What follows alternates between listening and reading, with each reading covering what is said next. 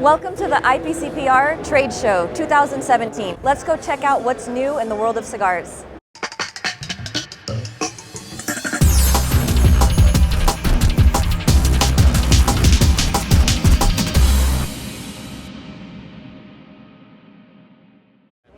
That's beautiful. That's very nice. Can I, Hi, ¿cómo estás? Todo bien. Todo bien. What's up, buddy? Good to see you. So, which one are you? Are you driving or are you? So, yeah, that's me. That's Yvonne. Wow. We're riding the shuttle. I like it. I like it. Isn't that nice? That's awesome. I like this one too. Very cool. Eye-catching. Cigars inside. Is that going to be like the box? I think that should do Limited edition, only the first 100 absolutely. boxes. I'm thinking. We got our idea for the box. We're changing the box. It's going to be this now. That's we'll pretty make cool. it a full-blown rocket. I like it. That's awesome. Great idea. Yeah. Very cool. Very, very nice. So we're here at the Fratello booth talking to the big guy, Omar. And we're looking at the new, now how do you say it correctly? Fratello Naveta. Naveta. Yeah. Well, I love the display. We discussed the box ideas with the rocket, but tell us a little bit about the blend. Well, thank you guys for coming. It's an exciting day for us because we're launching one cigar that I've been working on my brain for a long time. It pays homage to my time at NASA. It's inspired out of the Space Shuttle program, which is one of my favorite programs at NASA as well. Awesome. And it's Naveta, which is shuttle in Italian. So really, really cool. We're working with Hoya de Nicaragua on this cigar, and it's exciting. It's really, really exciting. It's a beautiful blend. Habano Oscuro with a lot of flavor, a lot of different notes. More of the medium to full, but very, very exciting. Beautiful, beautiful. Yeah. Well, again, love the display. You always do a great job on the packaging and everything, so I'm excited to try out the new blend and looking very good. Thank you. Awesome. Thank you. Thank you. Thank you. Mira esto, mira cómo me saludan a mí, mira. ¿Cómo estás? ¿Cómo anda mi cielo? It's always a great way to start the show by seeing Nestor Miranda. He's one of my favorite people in the industry, and of course he's representing the Miami cigar booth here as well as La Aurora. Now, first off, we have La Aurora showcasing their beautiful Reserva 2008, a very special blend of their 2008 harvest with exceptional aging.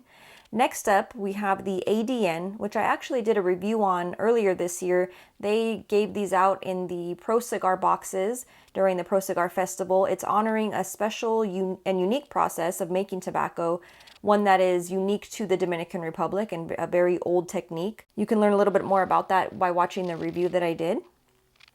Hopping on over to the Viva Republica area, of course, all their cigars are hand-rolled at the La Aurora factory and distributed by Miami Cigar and Company. And here I have a chance to speak with brand owner Jason Hawley, who's explaining the new Viva Republica tins. 6 guerrilla warfare, 6 advanced warfare teas, $50 MSRP with humidification in it, and it's a tin, so it's reusable. So the idea here is it can be placed right on. Now these come with 12 cigars. They're half and half. 6 of them are guerrilla warfare, 6 are advanced warfare. These beautiful tins, aside from having a lot of information about the blend, the strength level, gives you a lot of info, which is great. The tins are actually providing humidification.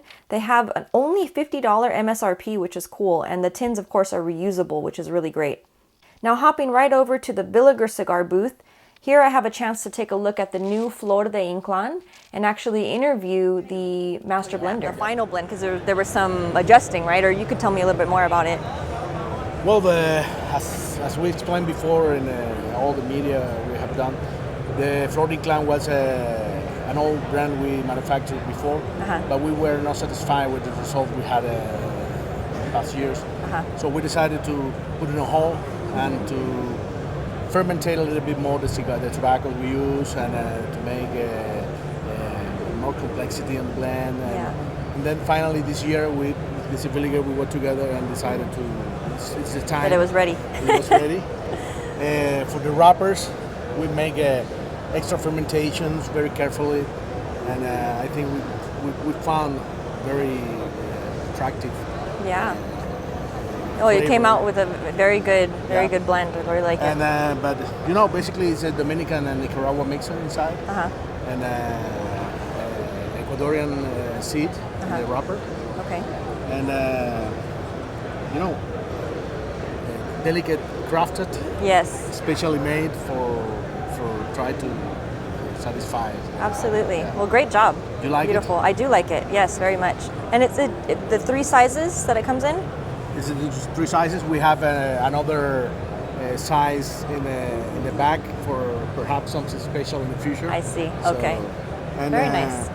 What I like so much of the cigar is the sugar on it. It's Yes. very sweet tobacco. Yes, it does have a nice sweetness to it. We like it a lot. No, it's very nice. We like it a lot. And it's somewhat light. It's not overpowering. It's really nice mixture. You can taste the aging on it. So very nice. It's aging is is very delicate because Yes. if you take it too much, you can ruin everything. And Yeah.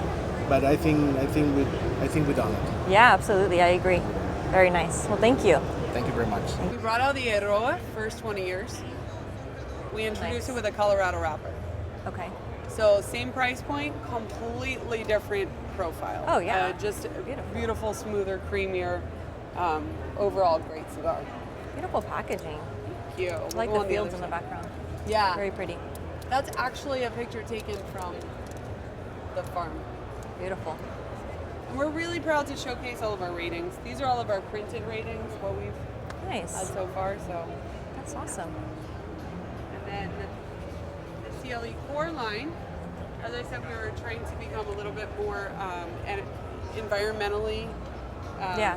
Friendly. friendly. Yes, so we're getting away from cellophane altogether. We've always been more on the tissue paper for the Yeah. CLE and Aurora line, but we're also introducing that over to the Asylum line.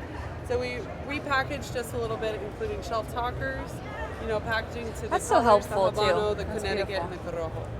That's really nice. And then this year, Sparks, I think they introduced it last year, but the Chile and Prieto Yeah. really took off last year. The Prieto's good. I like that one a lot. I like that. It's Prieto's like one my of my profile. hands-down favorite. Yeah. But you got to get a little meal on you because it's a medium plus. and Yeah. It'll get It'll you. turn your stomach if you're not ready for it. I learned that one. But consistently we're getting above 90 ratings this year, Beautiful. month after month on the Prieto. Beautiful. Very nice. So I'll show you over here.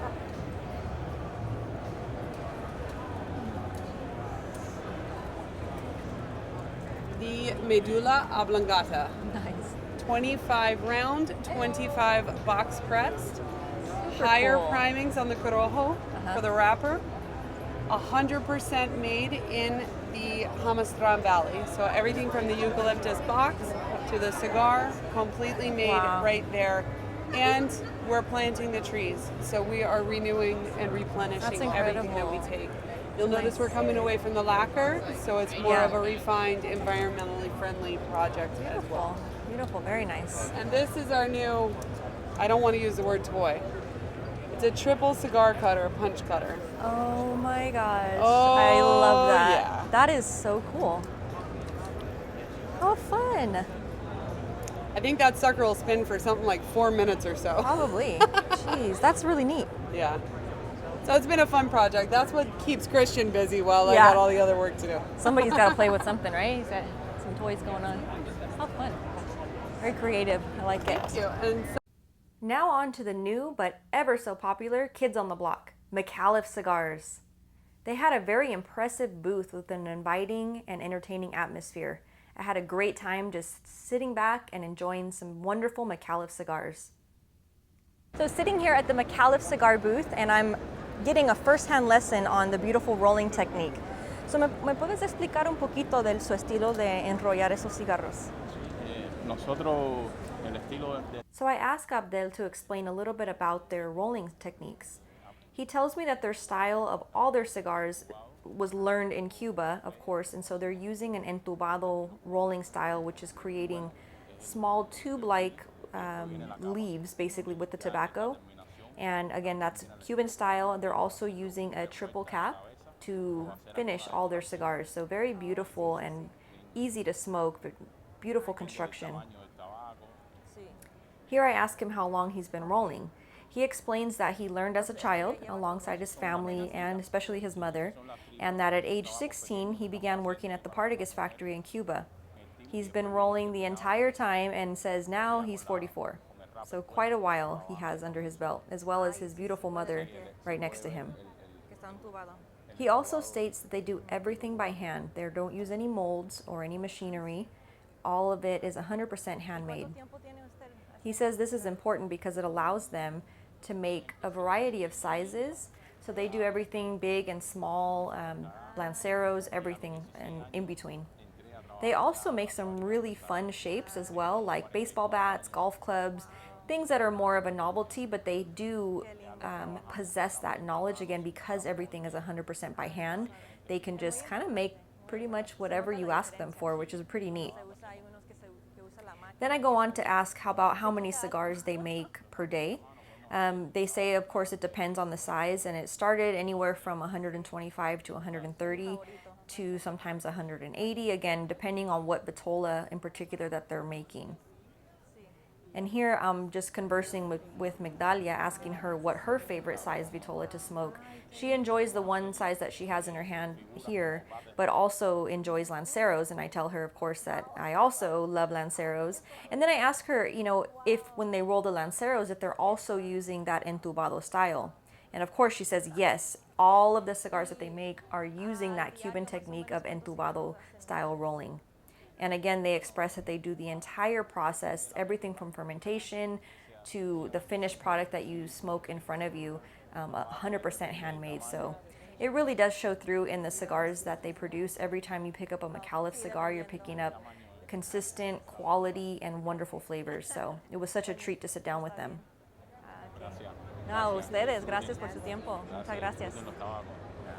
So sitting here with the man, Mr. Al Micallef, tell us first of all, what are you smoking? Because I noticed that beautiful cigar in your hand when I walked up. And what do you think about it? Actually, it's outstanding for just being rolled 3 minutes ago. The flavor is excellent. The draw is good. Although I know that Adele brings the best tobacco that we use in all of our products. She always brings good tobacco, so you expect it to be outstanding. Absolutely. Wonderful. Well, I'm smoking yours, I believe. This is the blend that, if I'm not mistaken, it was made for you. Is that the story a little bit Before about? I was decided to get into the cigar business, the family wrote 1,000 of those cigars for me, and that's what got me into the business. Wonderful. Because I really think that I mean, sounds like self-serving, but I really think the industry or cigar smokers need to have a cigar of that quality made the way that the Cubans used to make cigars. Right. Very, very high quality, great construction, great flavor, great wrapper, the whole works. Oh, absolutely. I couldn't agree more. I really enjoyed the cigar quite a bit. This one and the Leyenda, those two have really become, I don't know if you call them a go-to, but just a treat. I mean, such a treat to smoke them. And they're both very different characteristics in them, but just wonderful. I had a nice chance to speak with them when they were rolling, the cigars, and they were kind of talking about that technique, and it really does come through and show, the quality of the tobacco, the different flavors, and just the consistency. Every time you pick up a Micallef cigar has that. I mean, I've never had any issues with any of your cigars ever being, plugged or anything like that, which is a big thing. It's something that I really noticed, quite a bit. The construction's always perfect. The family takes incredible pride. I've been in the factory, and Mamacita Delisa, she taught me how to inspect cigars, and now when we did them, I open them, I inspect them the way she did. I've never found one with a fault, a fault in it. It's impressive that everything is done by hand. I mean, not too many people do that. And that's what they were explaining, is that, I mean, everything, the process from just the growing, everything, the fermentation and just the rolling technique, they're not using anything, which is wonderful. You're smoking the cigar that I absolutely love.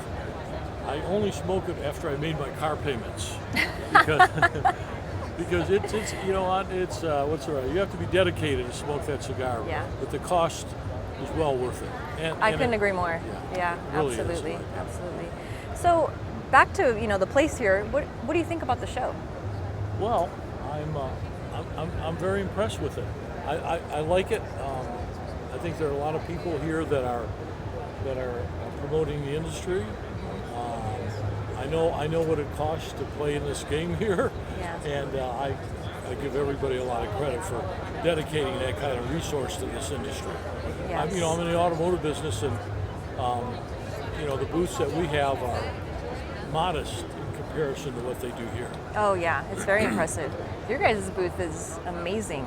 Really nice, really nice. Very inviting. I love that you guys have the rollers. I mean, that just adds a wonderful treat, you know, for people to come see. So for somebody that is maybe new or not familiar with your line, what's a message that you would give them? High quality, great flavor across the whole line of tobacco. Wonderful. You wouldn't be disappointed with anyone you picked up. Absolutely. Yeah, and that's, I mean, I feel very strongly on. We will compare with anybody based on price and quality. Anyway. Yeah, wonderful. Well, thank you.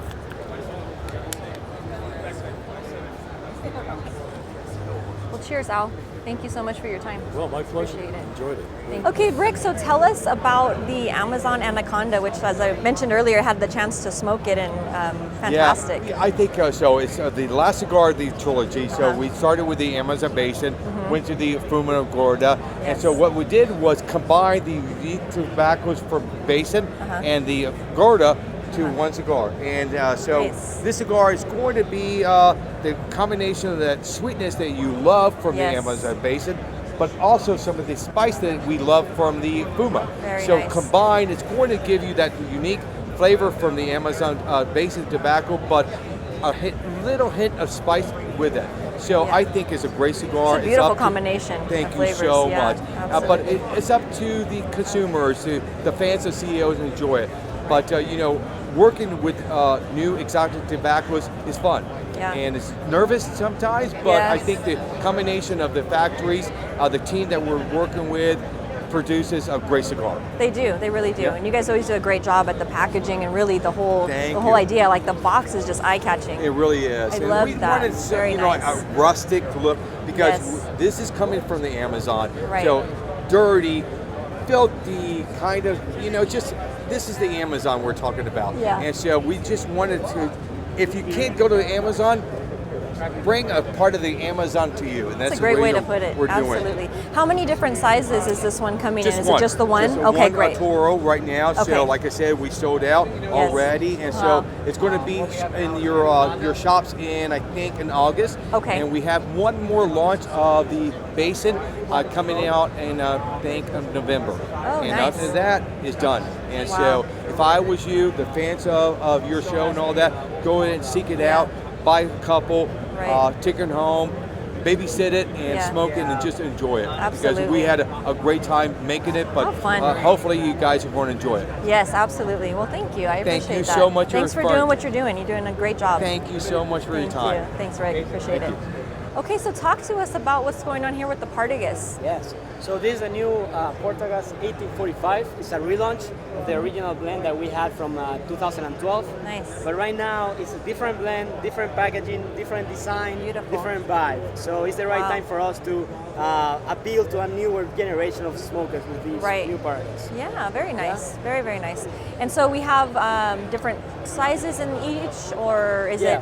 How does that? So it's 3 different brands. It's the Clásico, right, which is a beautiful Ecuador and Sumatra wrapper that was aged for 3 months in whiskey casks. Oh wow! Right? Very nice. So this is a really medium body, flavorful, mellow, almost like a café con leche. Yes, cigar, yes, right? yes. Accessible, Very nice. almost like a morning cigar. Absolutely. Then we have the 1845 Extra Fuerte. This that is, one's no joke. no joke. So it is extra fuerte. It is quite heavy. It has a beautiful Jamastran Honduras Ligero wrapper. Nice. Okay. Wow. Very earthy. A little bit of a bitter side. Okay. So it's designed to punch you in the face. Yeah. All right. It does. Yeah. Definitely has that kick. And then we have Extra Oscuro, which is my favorite. I was gonna say I like that one a lot. Yeah. This is really good because you have Nicaraguan CLE in the filler with a Piloto Cubano. So you have that spicy with a leathery. Yes. And then you have Connecticut broadleaf in the binder and Connecticut broadleaf Maduro on the wrap. In the wrapper. Beautiful. Yeah. So has that nice little bitterness sweet with the sweetness. Yes. So it's almost like a Cuban coffee. Yes. You know, strong and sweet at the same time. I like it. Super happy with these new blends, and we have high hopes. Absolutely. Well, great. Yeah, looking good. Very nice. Awesome. Great. Well, thank you. Thank you. Whew. It's starting to, I haven't eaten anything all day, so I'm starting to realize that now. Tell us what's going on with Toraño. You guys always, I love the bright colors every single time. This is like my favorite. It's eye-catching. Well, it's wonderful. It is, and it's working great at the retail level. Yeah. The boxes are really garnishing the attention of consumers, and the price point is really catching them. Can't argue with that. You're looking at $5-6 cigars, depending on what the taxes are in your state. Right. This year we introduced the yellow and the blue to round off the blends from the vault. Very nice. And again, four unique blends, 2 sizes of each, all predicate sizes, predicate blends. Nice. And really it was to reintroduce Toraño into the minds of guys that were fans of Toraño before and may have kind of either soured or went somewhere else. Yes. It was a good cigar, great affordable price, and it brought back the memories of Toraño. Absolutely. So it served its purpose. And then we have Exodus that we released last year. Yeah, I like that one a lot. The 100-year anniversary Exodus that really isn't a lot more than this. Again, a great affordable cigar, and has really done well out of the market. Beautiful. So we're really happy with it. How exciting. Lots of good stuff going on. So what's your go-to? Like, what's your morning smoke? My morning smoke is still the old Casa Toraño, which, again, we will be reintroducing the Legacy Collection at some point. Oh, nice. So probably next year I'll be sitting here with you. Very cool. And we'll have a very cool, it's going to change a little bit, the packaging, not much. Yeah. We might even do some cool, maybe a Legacy Collection tray. We got a lot of things we're talking about. How exciting. And we're going to have the Exodus 59, the Exodus 50 year, the Cameroon 1916, the Casa Toraño in that first wave of the Legacy Collection. Beautiful. So I'm excited about that. Very nice. Well, great.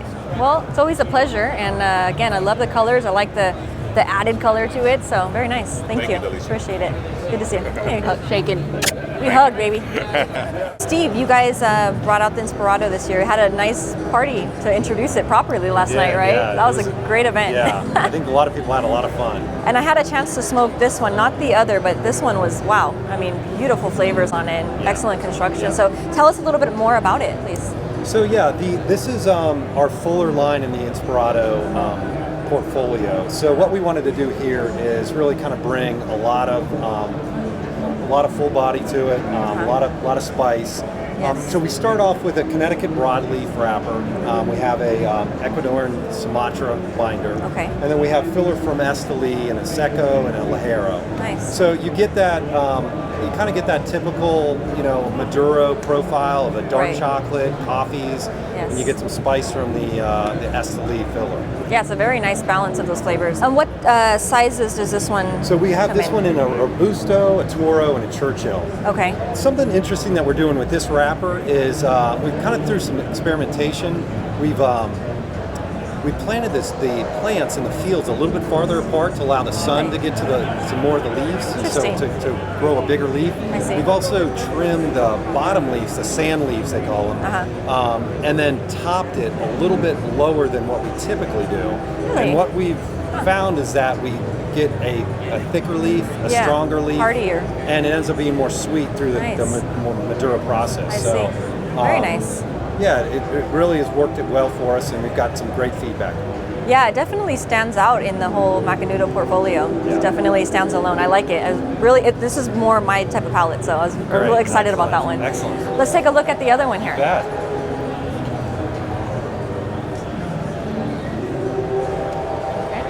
So this is Macanudo Inspirado White, which is on the other end of the spectrum of Inspirado Black.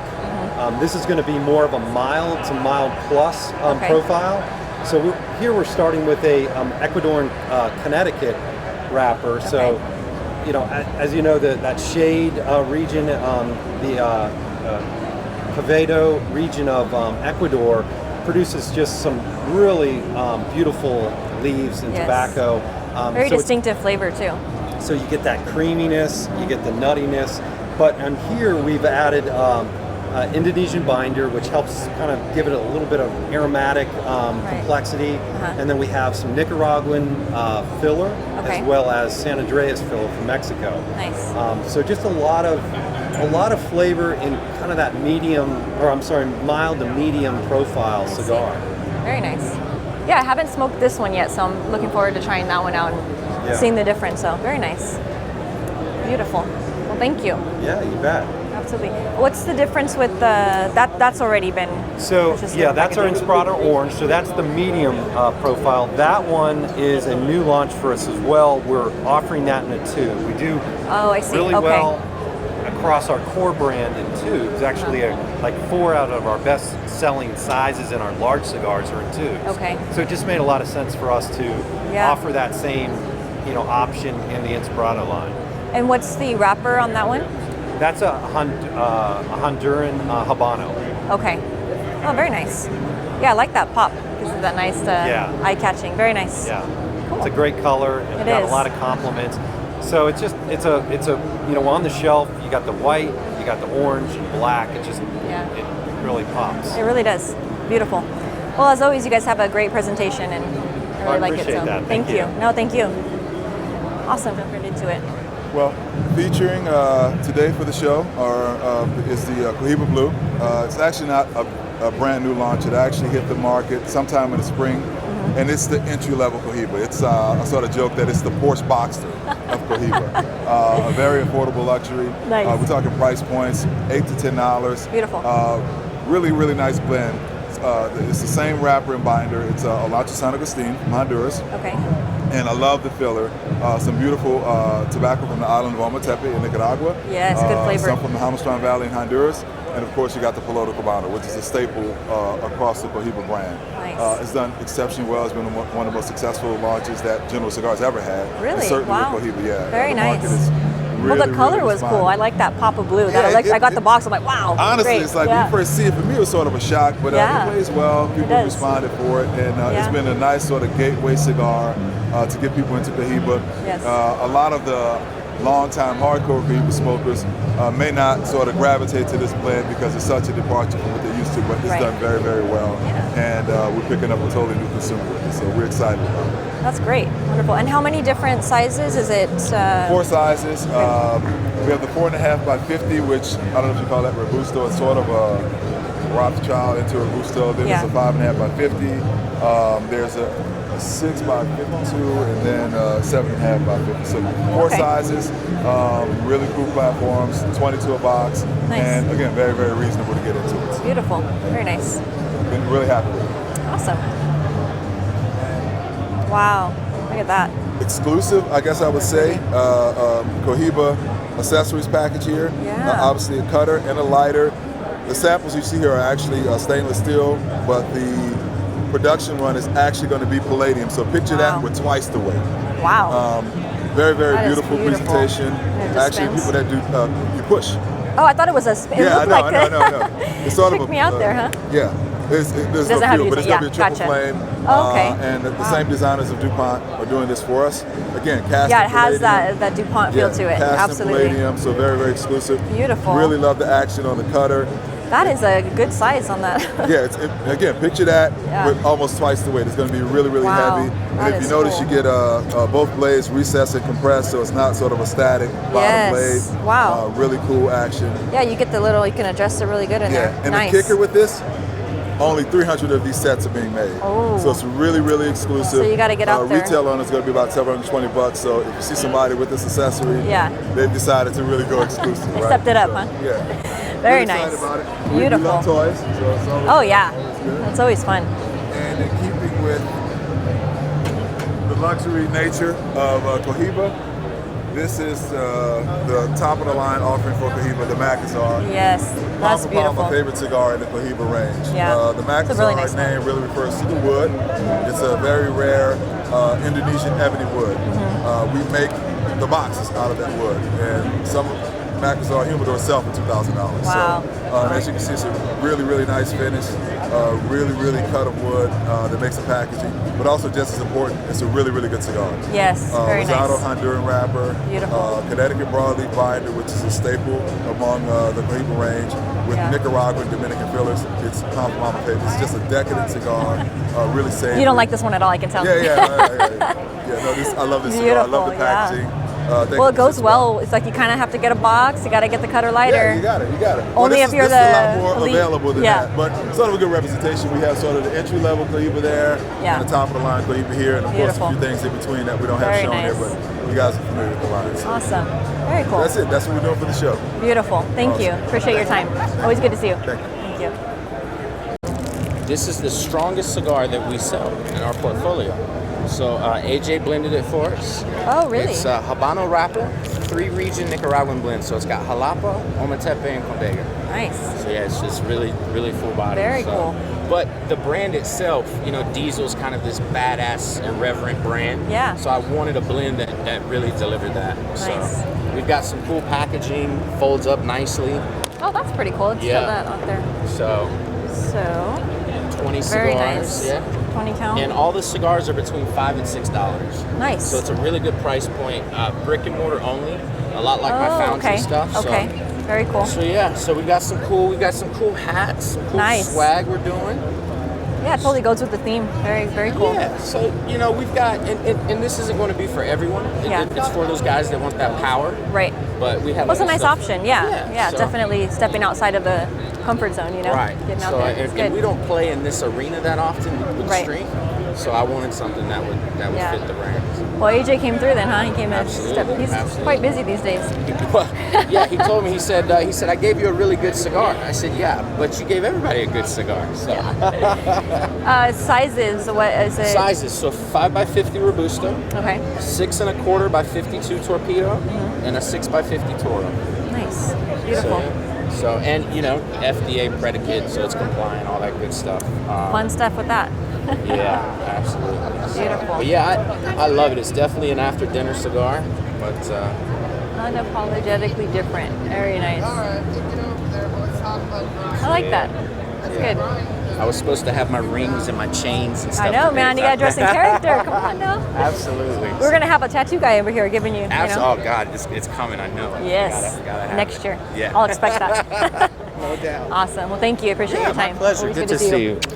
Okay, so talk to us about what's going on over here with the Hoyo. I know you guys launched this last year, right? It was the official. Yeah. So the first iteration we launched last year. You know, so 2016 was you know the collaboration, the true collaboration of La Amistad. So friendship. We started with Amistad's Gold. Okay. You know, and it was one of the first collaborations with anybody outside of our wheelhouse of blenders and whatnot. So it was very unique for us. At the time, Hoyo de Monterrey was sort of going through this transformation, this evolution. Right. We really started to focus on the craftsmanship of Hoyo de Monterrey and that sort of quintessential Honduran attitude. I see. You know that Hoyo de Monterrey has. However, if I were to tell you that Hoyo de Monterrey came out with a full-body cigar, people would call bullshit on me. Yeah. You know, because Hoyo is just not known for that. Right. You know, right. Punch is not known for that. Hoyo's not. They're good for consistent Honduran, medium-bodied, expressions. Right. So this collaboration was very important for the brand. It helped it evolve, to a different spot. So we had the heritage with Hoyo de Monterrey, and we had this sort of new blood, new generation of blending sort of coming in and being injected into Hoyo de Monterrey.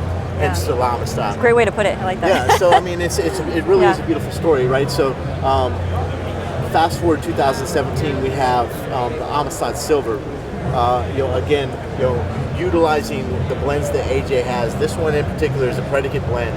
Okay. It's all Habano seed tobaccos. So if you know anything about that plant, it's a strain of tobacco that's bred for that strength and the flavor. Right. And so we have an Ecuadorian Habano wrapper on it, and we have Habano Nicaraguan binder and filler from various farms that AJ has. Beautiful. Right, so you get this wonderful flavor and depth from that Ecuadorian wrapper, and you get that complementary full body sort of kick with that Nicaraguan binder and filler combination. We've got great sizes, predicate sizes as well. So it's a 5x50, it's a 5.5x52, and it's a Churchill size. Very affordable price points for going from anywhere from $6.49 to $7.99. Yeah, that's what really blew me away because the quality and the flavor for that price was like, I thought it was a mistake. Yeah, I mean it's it's funny because this trade show, I mean it's the year of AJ. AJ's doing things with everybody. He is all over the place. But the thing is that what's important is that people are starting to realize that AJ does have a knack for blending full body cigars. Yes. And really, I call it Ligero management. Like it's this idea that the way that he treats his tobacco and essentially gets in there and teases out the strength and the flavor of this is really evident. And it's evident not only for General Cigar, but Altadis, Caldwell. Everybody wants to partner because there's magic in what he does. Oh yeah, absolutely, and it comes through. I mean, definitely, it's amazing to be able to create that balance when you still have that strength. I mean, it's really impressive. And I'm biased to this, but I've spent a lot of time with this blend, and I'm going to say that this is probably one of the best blends that we have in our booth. Right now. It's a different blend than the original Gold.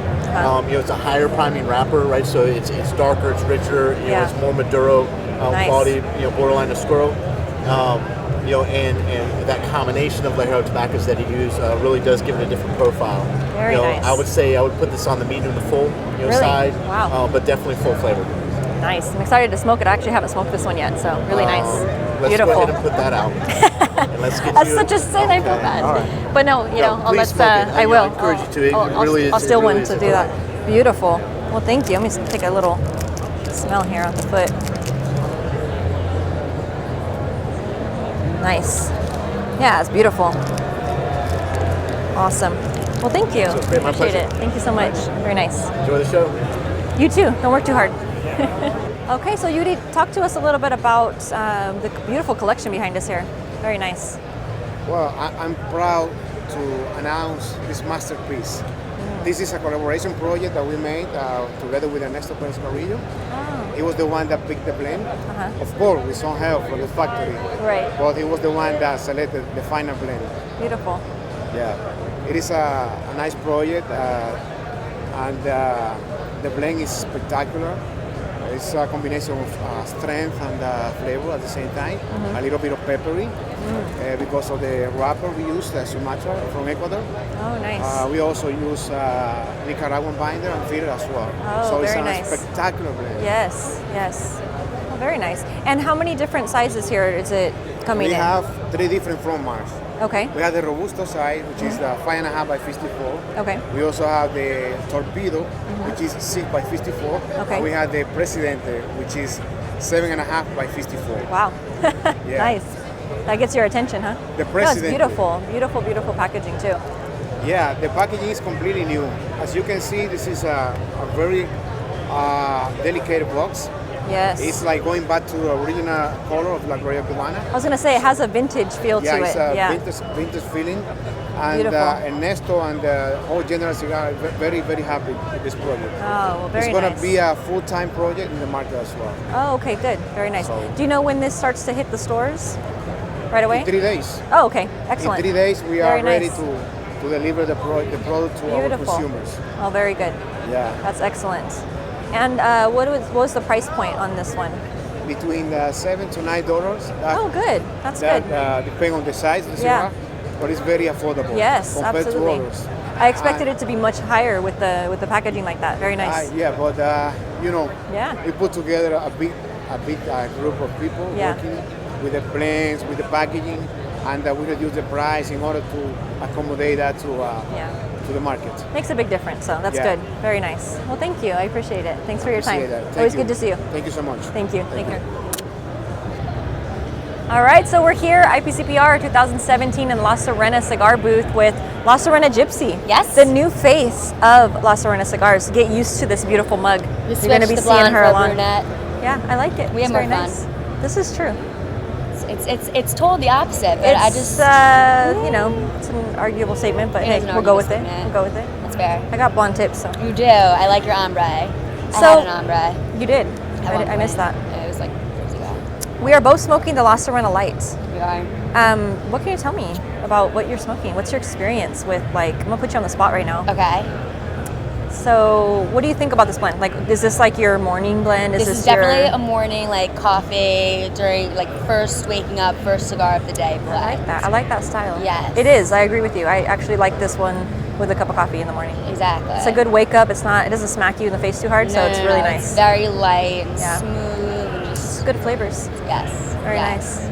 So really, we wanted to bring attention to the fact that, again, you're the new face of the brand, and so you're going to be doing lots of events all around everywhere. Yeah, all around the U.S. if they'll have me, and Absolutely. anywhere else that will have me. And I'm pretty sure we could get some cool, artwork from you. Yes, I I had to throw do that in those there. I had to throw that things. little plug in there. I got the box. My mom's going in it right now, so we're not gonna shoot there. But I like art. So, did you have anything to do with like designing some of the artwork on the either future things that yes. are coming out? Because I remember seeing you Future, yes. scribbling some. With Last Turn of Gypsy, hopefully with the FDA and everything, we'll come out with a cigar. Nice. So will that be the name of it? Last Turn of Gypsy, 100%. Hashtag smoke LSG. Oh, I like that. I like that. I'm totally going to put that on everything now, even when it's not, but I'm still going to put that. Even when it's not. It's just fun. Smoke LSG. I like it. That's great. So what else about, as far as like the overall line, what have you been noticing in the show as far as like what are people more drawn to? Is it like a nice mixture of everything? It's definitely a mixture. It depends on the smoker. I ask them, are you a medium to light? Are you mild to full? And so with our brand, you get literally every kind of blend. Very under the true. sun. Very true. That's a good thing to point out. Absolutely. Yeah. And you guys have like the other ones that are, what were they? The Merlion and the Oceano? No, the Jacks old school. and the old, Jacks yeah. We don't really sell those anymore, I don't think. Okay, But sorry. I think Jacks is still available. It's fine. Scratch that. Jacks is still available. And let's plug your dad's lounge, because, Yes, Tobacco Plaza. And that is in? Great Neck, Lakeville Road. Very it's a good time. There's an upstairs lounge and a downstairs. That's where the dream began. That right? is where the dream That was the began. birthplace of La Sirena Cigars. I love it. Beautiful. Anything else that you want to add? Like if somebody has never met you and they've never smoked a La Sirena cigar, what do you want to tell them? Okay. Never met me and never smoked a La Sirena cigar. I would like to tell you that. What are you waiting for? What are you waiting for? That is a good question. Who hasn't smoked a La Sirena cigar? I mean, I picture La Sirena cigars, and you have to almost be on a place where there's water. Yes, like on the beach. Yes, a beach, a vacation. Like I feel like it's it just the perfect cigar for the beach. It is. It really Breaking is. the rules. You're not supposed to smoke there anywhere in Southern California where there's a lot of beaches. And a lot of rules. And I still do because why not? Because freedom and America. And freedom's just another word for nothing left to lose. Oh, I love Janice. Thank you. Love Thank Janice. you. Quote it. Thank God. Anyways, guys, thanks so much. Appreciate your time. It's Thank been you fun. for having me. It's okay. I like the smoke. Thank God. And definitely come check out La Sirena Cigars and meet the La Sirena Gypsy. Cheers.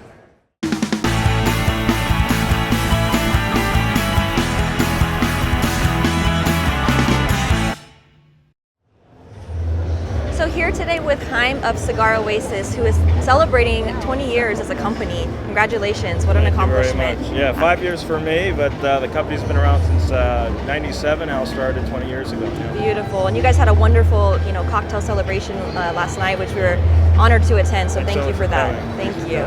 So for anybody who's unfamiliar, or maybe they're familiar with only some of the products, can you kind of go over a few of the products that you guys carry? Absolutely, yeah. So like 20 years ago, if you were just a beginning cigar consumer and there was a lot of newbies then, it was hard to get your hands on good cigars, not like today, but it was even harder to get your hands on really good humidification or really anything basic.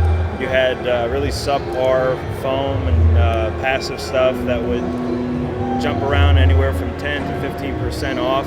The game has completely changed in large measure due to the work at Cigar Oasis. So we revolutionized the industry by making the very first electronic humidifier fully regulated. Started with the XL model first in 97, and that took care of any humidor from 100 to 300. And then over the years we've added the Ultra for small beginning humidors, 50 to 100 count, plus for end table humidors, Magna for the big cabinets, used by the retailers internationally, and a lot of man cave tower humidors for people at home. And then 5 years ago we took over Western Humidor. We merged with them, and the best with gauging digital hygrometers, the Caliber 4 and the 4R. We're working on a walk-in humidifier for retailers. Wow. Wasn't completely ready to roll out at the show, but we are going to have it for next year. Beautiful. And then we're looking at some other categories as well, maybe even outside of humidification. So keep your eyes open and yours, Yeah, well, I'm, as you know, a huge advocate of your guys' products. I use it at home. It's wonderful. My humidor is always perfect, so thank you. Beautiful. Thank you so much appreciate as a it. Cigar Oasis community. You're doing great work. Thank you so much. I appreciate it. Thank you. Congratulations again. Hoya de Nicaragua introduces some new packaging to their existing Hoya line, this beautiful 5-pack which basically sets you up for your entire day. So you have your Hoya Cabineta for the morning, a couple Hoya Reds to enjoy throughout the day, and to finish off the evening you have 2 beautiful Hoya Blacks, perfect for your whole day of smoking.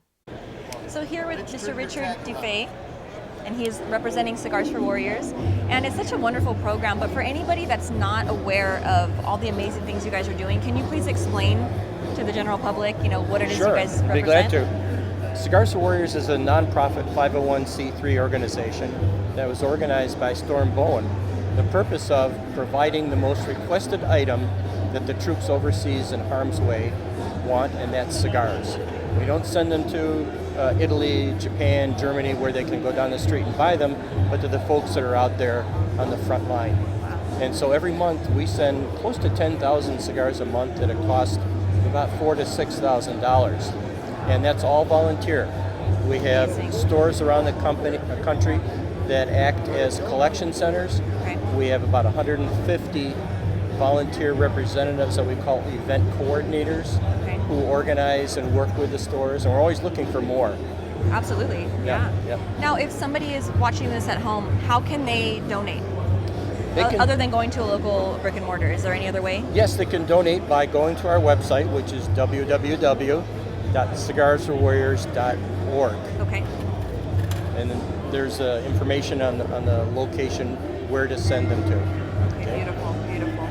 Now, have you noticed any, right now with the ongoing battle with the FDA, are you guys noticing, are you feeling any hits from that with people donating and having to Yes, we've noticed a big decline because manufacturers, and rightfully so, are wary of stepping across the line. So more and more, we're dependent upon the folks to do it. Not only the volunteers, but the store customers, etc.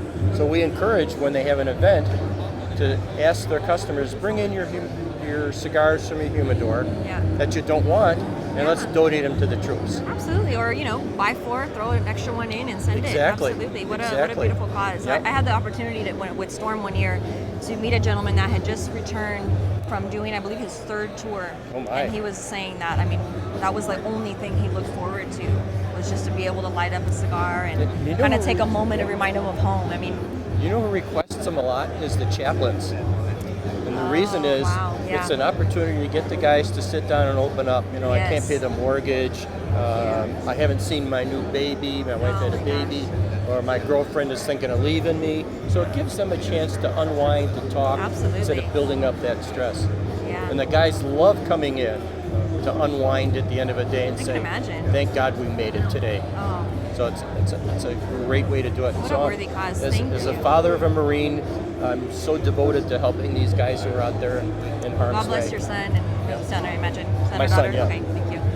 Thank you so much for what you guys do. You guys do an amazing job. I always see you representing, in some fashion at events and just really, getting the word out. So thank you for what you do. You're quite welcome. Thank you. Thank you. I appreciate your time, Richard. Thank you. Never a dull moment with Enrique Sanchez of 1502 Cigars as he introduces a new size in the very sought-after limited production 1502 XO Extra Aged, now available in a Churchill Vitola, alongside the 1502 Sapphire, which was introduced last year. This, of course, is in addition to his very extensive and flavorful Nicaraguan profile of cigars, the 1502 Ruby, Emerald, and Black Gold, all of which are handmade in beautiful Esteli, Nicaragua at the Plasencia factory.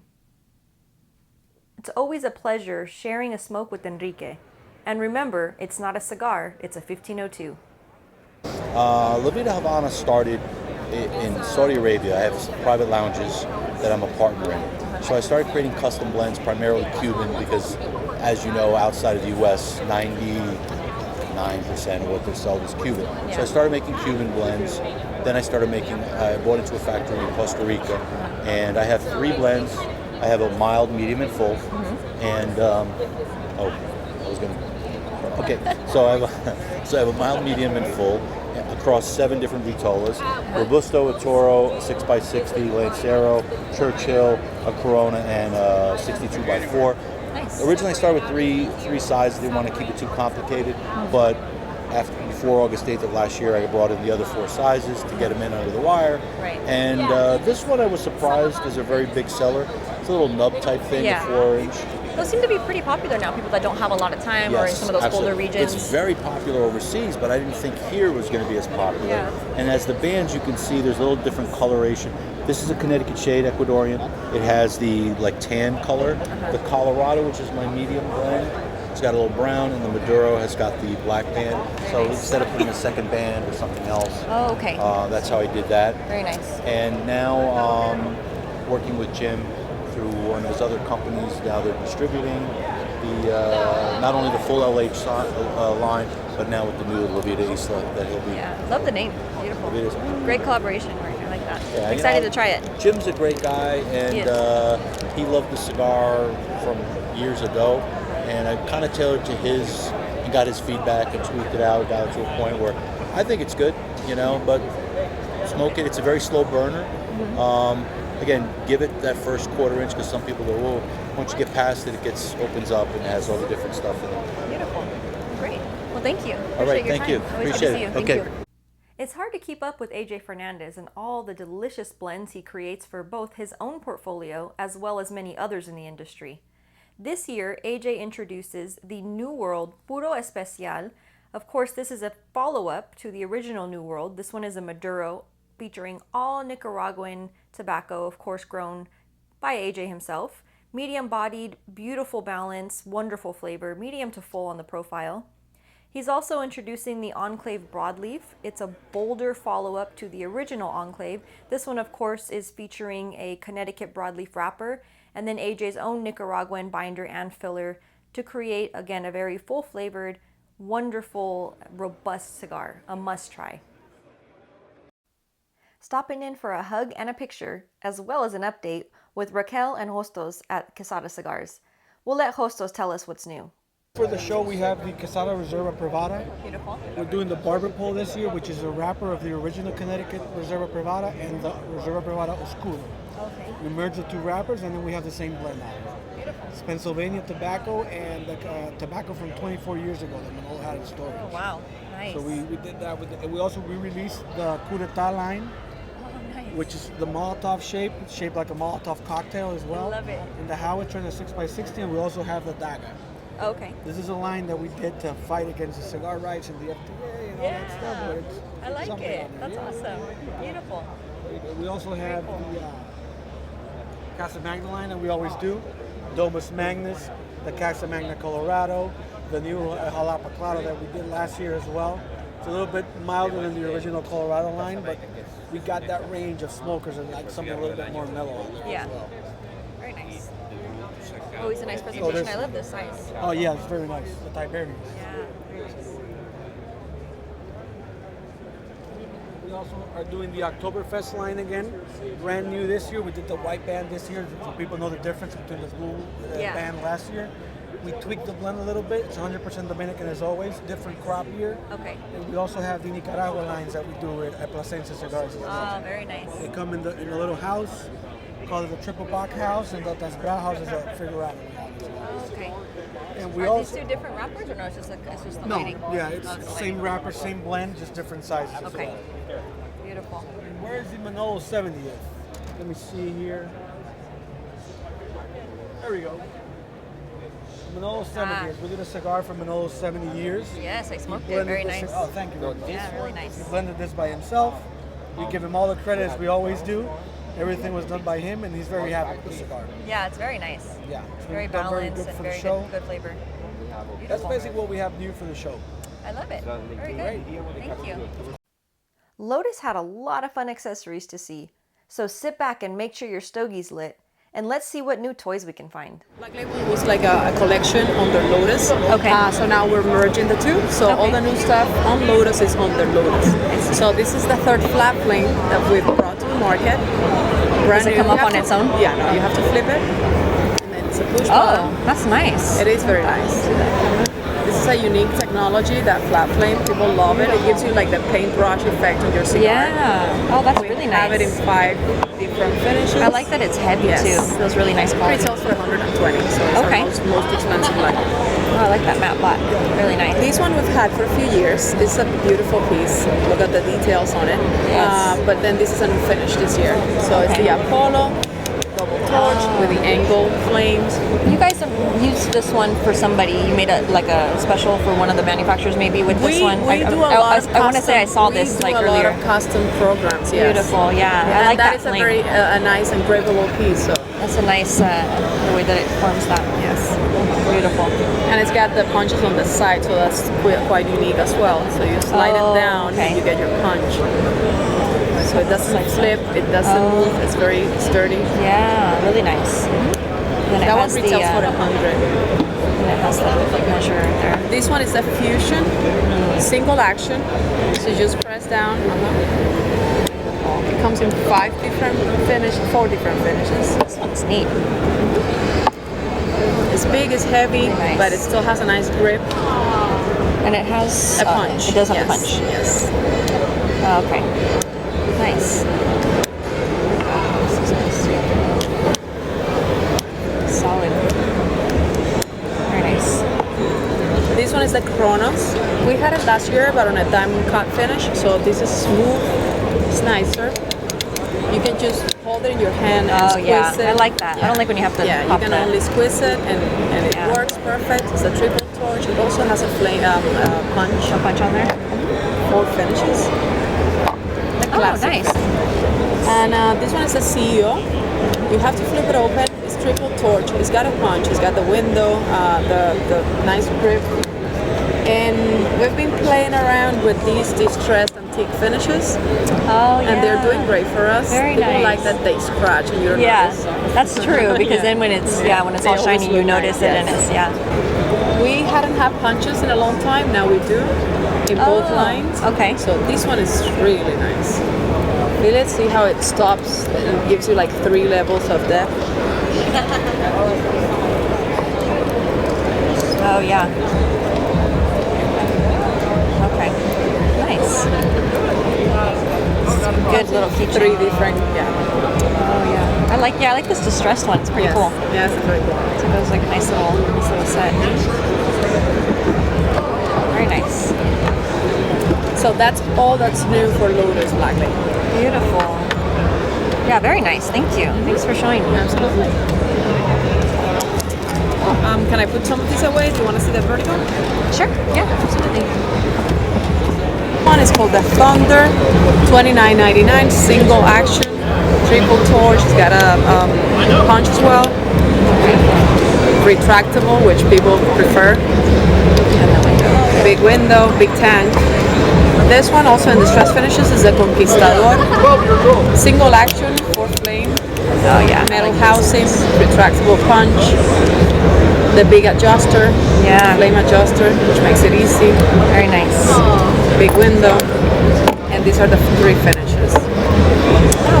Vertigo is sold as a 12-pack, most of it as packs. Yeah. So 12, most of them. And you get assorted finishes when you buy the pack. Oh, okay. This one is the Comet. It's a double torch. $24.99 is the retail. Oh, wow. It also has a punch. The window, so all the features. Very nice. 4 different finishes.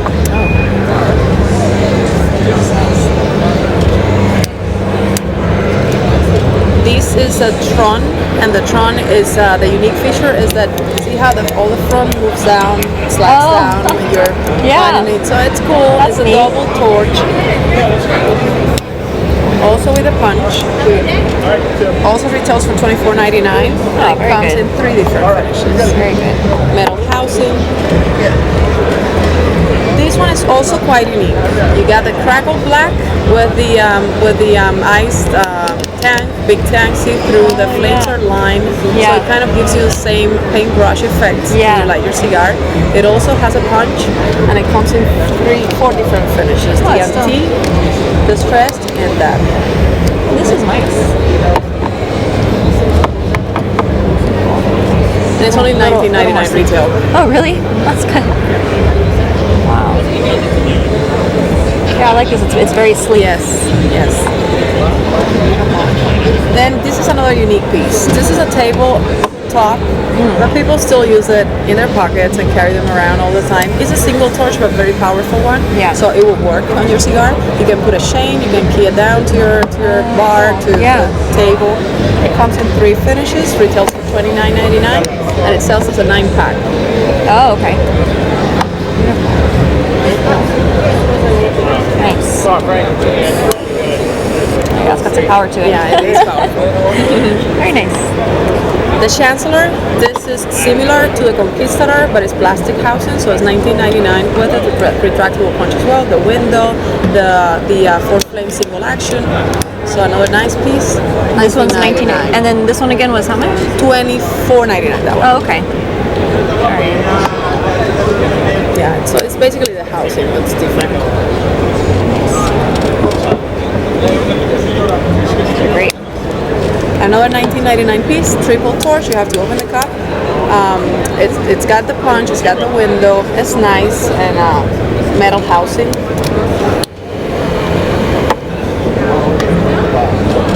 Also 4 finishes. And how much is this one? $19.99. Same from this one. This is the razor. So it's also another one that you can just hold in your hand and squeeze. So I like that. Double torch. The cap flips open all the way to the back, so it doesn't get in the way of your cigar. Very nice. So it's nice. It doesn't have punches or any other features. Yeah. But it's metal housing, so it's a very good price for a $19.99 flyer. Nice. And comes in these 3 different finishes. Nice, nice. Beautiful. Yes. The Warrior. This is another triple torch single action with fold out punch. Retractable, sorry. Big adjusting wheel as well.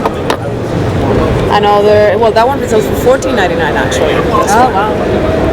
Okay. Nice. And here's another unique one. This one with the plastic see-through tank. You get a torch and then you move it here and you get the soft flame. Oh, that's so neat. You can use it to lit your cigar with a torch and then you roast it with the soft. And so it's a pretty unique piece as well. $14.99 is the retail. Okay. That's pretty neat. $14.99. Yes. Nice. Because we want to cater for the whole industry, we also have cigar lighters and the electronic rechargeable ones. So this one retails for $14.99. Oh, neat. It should last for 2 packs of cigarettes. So another new piece this year. That's cool. 3 different colors.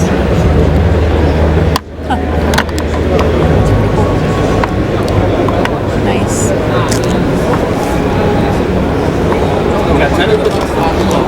Tabletop. We had it last year, but now we've included the distress finishes as well. Just these 3 ones. $29.99 is that.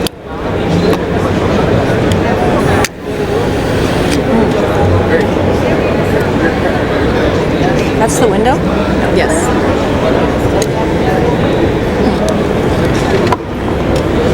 Nice. Here's another one. This one is gonna sell as a single piece because it's a little bit more pricey for Vertigo, so it will retail for $39.99. It comes in 3 different colors. It's a very solid, heavy tabletop. Is it single action? Yes. No, you have to flip it open. It's got a big punch. Yeah.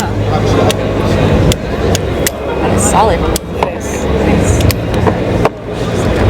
That's cool. All of them are nice.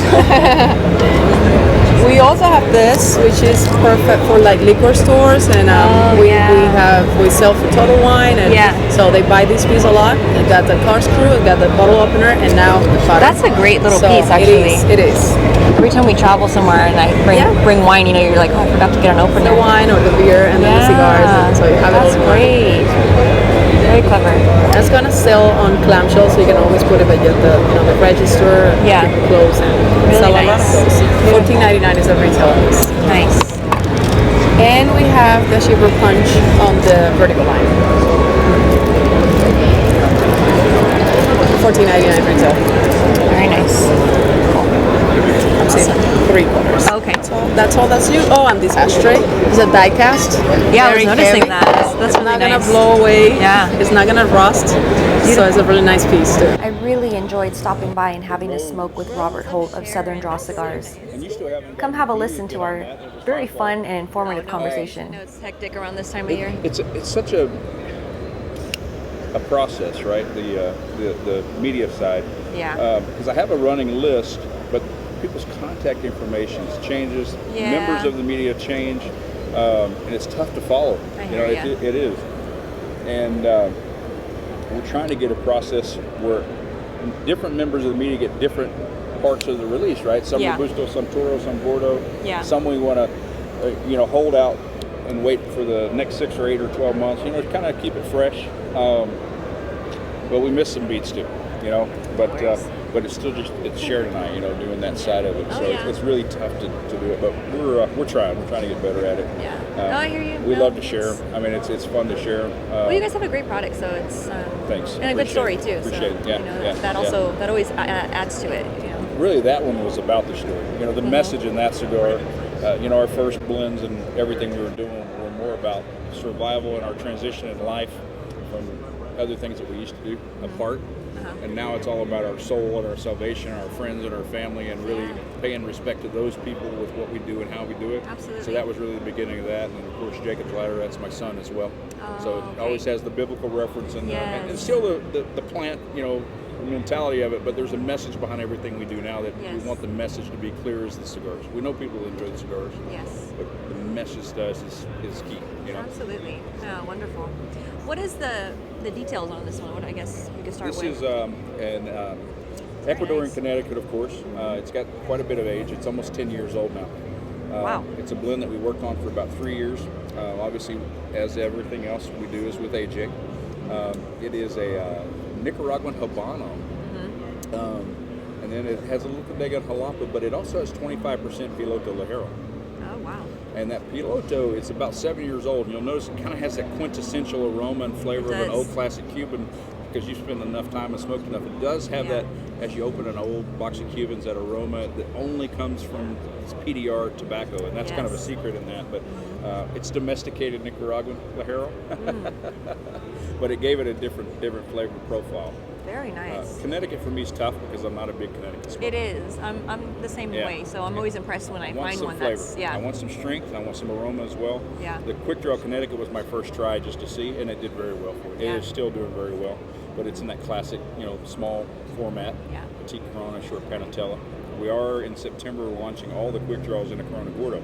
Nice. So that'll give us a 30-minute Petite Corona, Yeah. 45-minute short Panatella, and then of course Corona Gordo you get about an hour, and they're all in the 5 to 6 price point. Oh, beautiful. So Yeah, you can't beat that. that lineup's doing well for us. Yeah. Well, we're appreciating that out in California when prices are. It is. We're working on something that will become common knowledge this week. Alec Bradley Casey's joined us. Really? So California, Arizona, and Nevada, he will be Southern Draw as well. Wonderful. So we're going to try to help him with. He's got his challenges, and you saw the announcement on that. But he came to us about a month ago and said, "I think I'm your guy." And Sharon fell in love with him. She said, he's a great guy. She said, "I feel like this is the guy." And our partners here. Shelly and Phil and Kyle and Michelle are also, they're from San Diego. Oh, okay. And all the way up to Ramona, longtime neighbors and family as well. Nice. So it'll be good. They come from the brewery and spirit side. Of course, Michelle was one of the founders of Ballast Point. Oh, okay. I didn't know that. And her and her ex-husband and the other founder own Cutwater Spirits, which is the new rebranding that just launched. And there'll be a lot of good events for them. They'll have a lot of good social opportunities. If you guys all kind of circle together, make sure you meet Shelly and Phil. They're very social. She was also a winemaker, so she spent quite a bit of time. Great company to keep. I did a video a couple weeks back asking people specifically what do you want to see during IPCPR, and somebody actually asked for. They said, stop by Southern Draw and try the new Jacob's Ladder. It blew me away. I predict it will really put them on the map and win them several awards at the end of the year. So thought I'd share that comment with you, but maybe you can delve into a little bit more about Jacob's Ladder for the people that are interested in learning a little bit more. Well, I'm proud of that. I'm not sure. That was an anonymous compliment, so I appreciate it. And obviously, when you expose your brand to different media, remember, consumers, retailers, some of it's good, some of it's bad, some of it's great, but we appreciate it all, right, in the end. You have to say thank you It's not for everybody. We realize that, but you're hoping that the positives are more than the negatives because that's what keeps you around for a while. But because we're out there so much, personality and the message becomes part of the experience of the cigar, and I think it tends to benefit us. Yes. As you know, we've been very consistent within the media. Nobody's really low or high. We're just in a nice little niche where we want to be. The Jacob's Ladder, again, back to the biblical reference, but it's also our son's name, Ethan Jacob, which is he's my size, he's 16, he's a big, strong, bold. For example, some of the partners here were there when he was born. Because he was born in La Jolla. Nice. He's a La Jolla kid. Yeah. Oh. So he's helped us. He's just a unique old soul, which I would say it's Sharon. He's got more Sharon, 60% Sharon, 40% Robert. He's my size, but her demeanor and her personality. And he works hard for us. I mean, he's a homeschool kid, so we've spent a lot of time together. Yeah. So he's Sharon's best friend in that sense. But he's been to the factory and worked, and he really enjoyed the people. And what impressed me about the discussions we had with AJ and the team when I was blending this, and Ethan didn't know about it, was, AJ says, "What do you think about my new factory?" And Ethan said, "Well, it's kind of in the middle of nowhere, and there's no other jobs, and there's no business, and I think you're going to be able to put about 1,000 people to work out there." And that's really something that he thought about the people. And when we got back to the factory, even him at 16, he says, "Robert, you know every person in this process, whether they're making your bands or your boxes, or they're processing tobacco, or they're rolling cigars, or they're in quality control, the housekeepers, you've been there, he said, "It's great that they're all smiling and happy, and you know where your money's going. Right. When mom writes a check, because only mom writes a check, when mom writes a check, we know who it's going to, and we see how it benefits her life. And that's why this FDA deeming reg is really, I'm not scared of losing the business. I'm scared of the people and the consequence of that. We could have chosen anything else to do. This, I spent 15 years tearing our family apart with other business and ventures and chasing it, right? Which a lot of that was in San Diego with Qualcomm. But this put it together and put it in perspective. We're sitting in a kind of a patio setting because this is how we smoke cigars. Yeah, I like that. We don't buy booze and exhibit booze for our home and for her patio or his patio, right? Yeah. This is it. So the Jacob's Ladder for us was, let's look at the big, bold, soul of Ethan Jacob, but let's look at little complexities of him as well, and it really just fit well. It still has the biblical reference in Genesis, and you'll notice if you pick up one of the Partagas, which are the first 2,000 toros we put in the little wooden boxes, and it says, and behold, I had a dream, and a ladder was set up on the earth. And it was really the story in Genesis about Jacob, who was very stubborn, very hard-headed, but it was Lord saying, listen, I'm going to bless you. I'm going to bless your family, and what I want you to do is I want you to take over, and I want you to take over this area and grow it. And Ethan looks at this at 16 and says, Dad, are we going to be blessed enough for me to be part of this? So I'm going to give him a reason to do it. He can do anything in the world he chooses. I won't try to influence that. But if he chooses to spend time with people in a very humble business that takes care of people, it's like being a missionary, Absolutely. Think about this. You've traveled enough. You see. No, you hit the nail right on the head with that. I mean, absolutely. And this business and this brand and the last two releases, the Rose and the Jacobs, supports our ministry. My wife's ministry is homeless, food, clothing, healthcare, knowledge and information, which we find in Central Texas where we're at, and a lot where you're at as well. The biggest part of that population are veterans. Very true. And the second part of this is deployed troops and veterans and contractors and the families associated with this. I mean, in my service, I wasn't married, good for me, but a lot of people's families struggle. And this is the one little quality of life, if they're deployed, they can enjoy. When they come home and they're not able to talk about it, they're not able to share it, you put a cigar in their hand and they will. You lend them an ear by putting something in their hand that they enjoy. So the ministry becomes a business in that sense. That's funny. I was earlier I was talking with Cigars for Warriors, and they mentioned that that's one of their biggest that they send to are the chaplains that are out there for that exact same reason that you just mentioned. Absolutely. So I mean, what a nice reference on that. We'll do as much with Cigars for Warriors as our time allows. That is one of the two charities that we've chosen, and then Mobile Loaves and Fishes, which is a non-denominational church outreach, but it's food trucks that have food and clothing and seasonal beverages. And when you pull up to these communities and these areas where the homeless may inhabit, when those doors are open, they can take as much or as little of anything they need, and they don't abuse it. There's no issues. They've got their challenges. If you can reach out that way to them, you can really see it impact. So that's something Sharon's supported for a long time, and now I'm trying to get on board with it. So we just want to do good. We just You want guys to are do good. amazing people. Every time I have a chance to talk with you, just even more. I mean, wow. Thank you. No, wonderful. I mean, and that's just aside from the cigars that you're making, which are incredible, but I mean, just the passion behind it. Thank you for sharing all that. And I look forward to meeting your son. I mean, what an amazing person he sounds like. Yeah, he's something. Actually, I'll tear if I talk about him. He's something, you know. Oh, But that's very special, and what a nice way to honor him. yeah, absolutely. Very nice. It'll be a good time. So we're looking forward to it. We're again, we're trying to stay humble and grounded and grow as we're allowed to grow, and look at the partners. We have great partners. Absolutely. Well, God has blessed you, and hopefully He continues to do so. Absolutely. Wow. Thank you. Thank you for your time, Robert. Thanks. Appreciate it. Appreciate you. No, always. You guys Thank enjoy you. the show. You're always welcome. If you Thank need you. to rest your feet and have a cigar, you guys come join us, okay? Thank you. I'm going to take you up on that. All right. Please do. Great smoke, by the way. I'm really Thank enjoying it. Very nice. Moving along over to check out the new cigars from Cornelius and Anthony.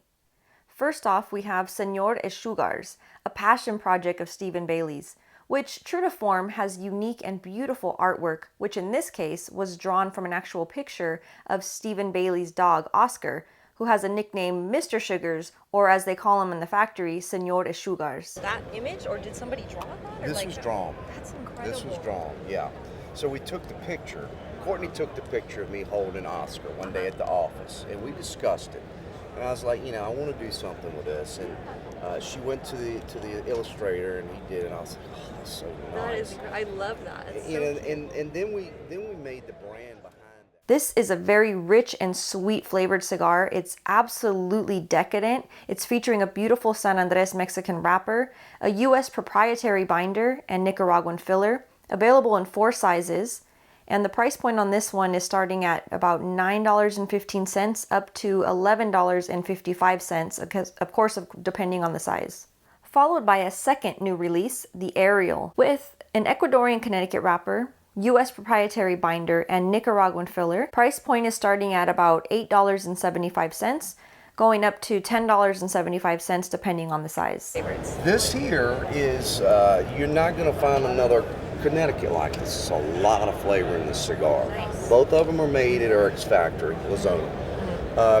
Connecticut is actually Ecuadorian Connecticut, the same binder that's on this, and also Nicaragua.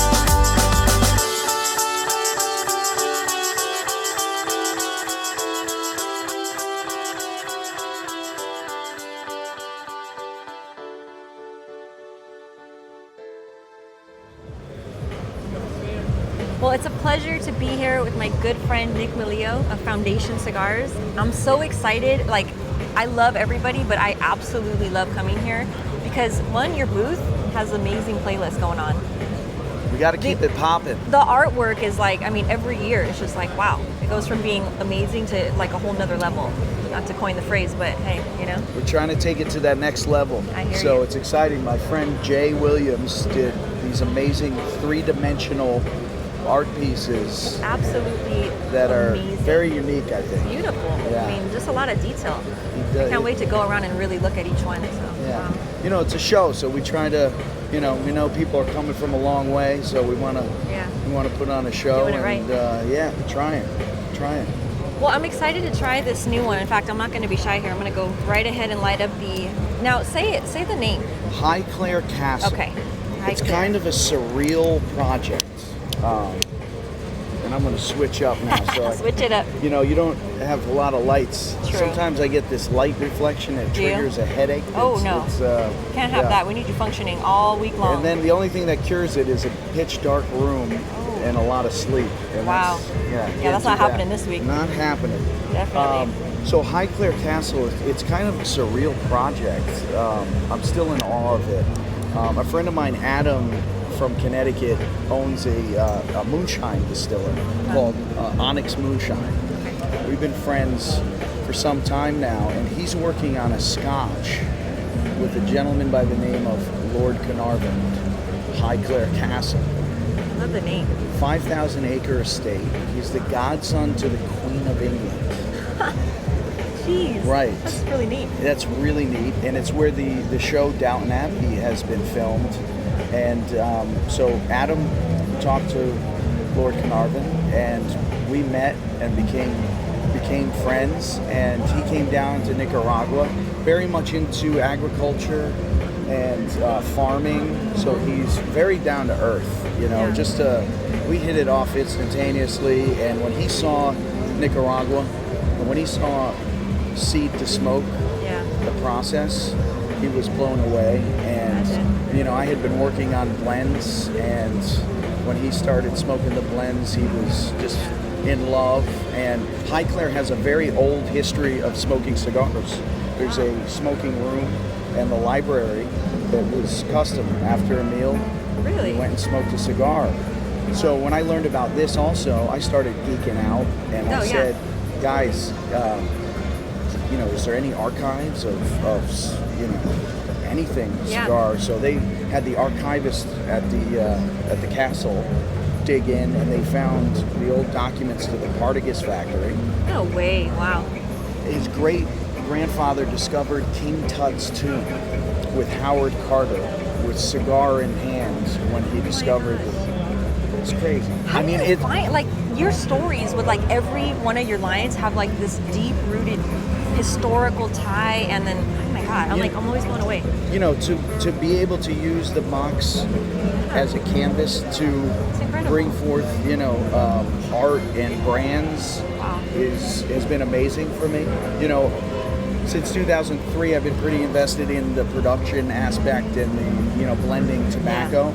So to take that and then be able to connect it with branding has been really fun. And our artist, I think you met him, Alex Garcia, Thief Operandi in Nicaragua, has been doing an amazing, I mean, our catalog.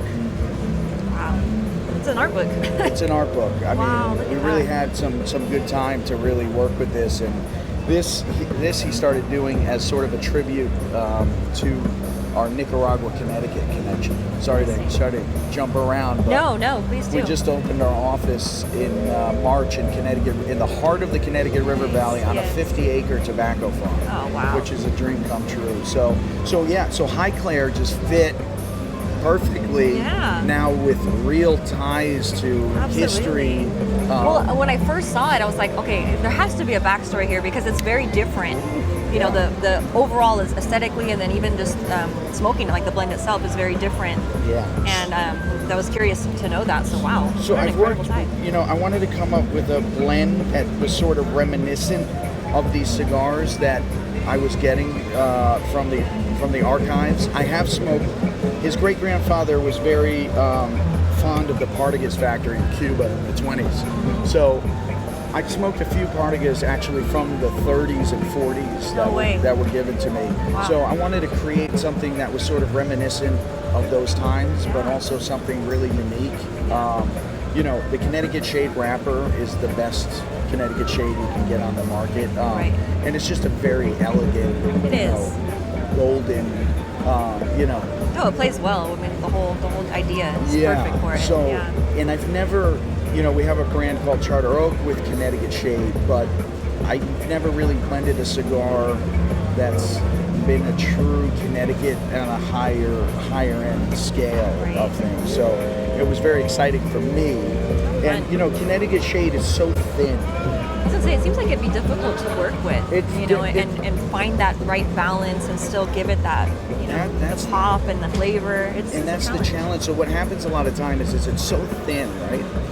So whereas, say, a filler tobacco is like the Tabernacle, there's a lot of Vizos and they have heavy leaf in there. Yeah. If you put a Connecticut Shade on that, it doesn't buffer the filler tobaccos. So that would be very aggressive on your palate. Oh, I can imagine, yeah. So that's the trick sometimes. I think with Connecticut Shade, a lot of people then start to tone down the filler tobaccos, because if you're using heavier tobaccos, they get really aggressive because it's so thin and you don't have the buffer. So what really tied this blend in for me was the binder is Matafina from Brazil.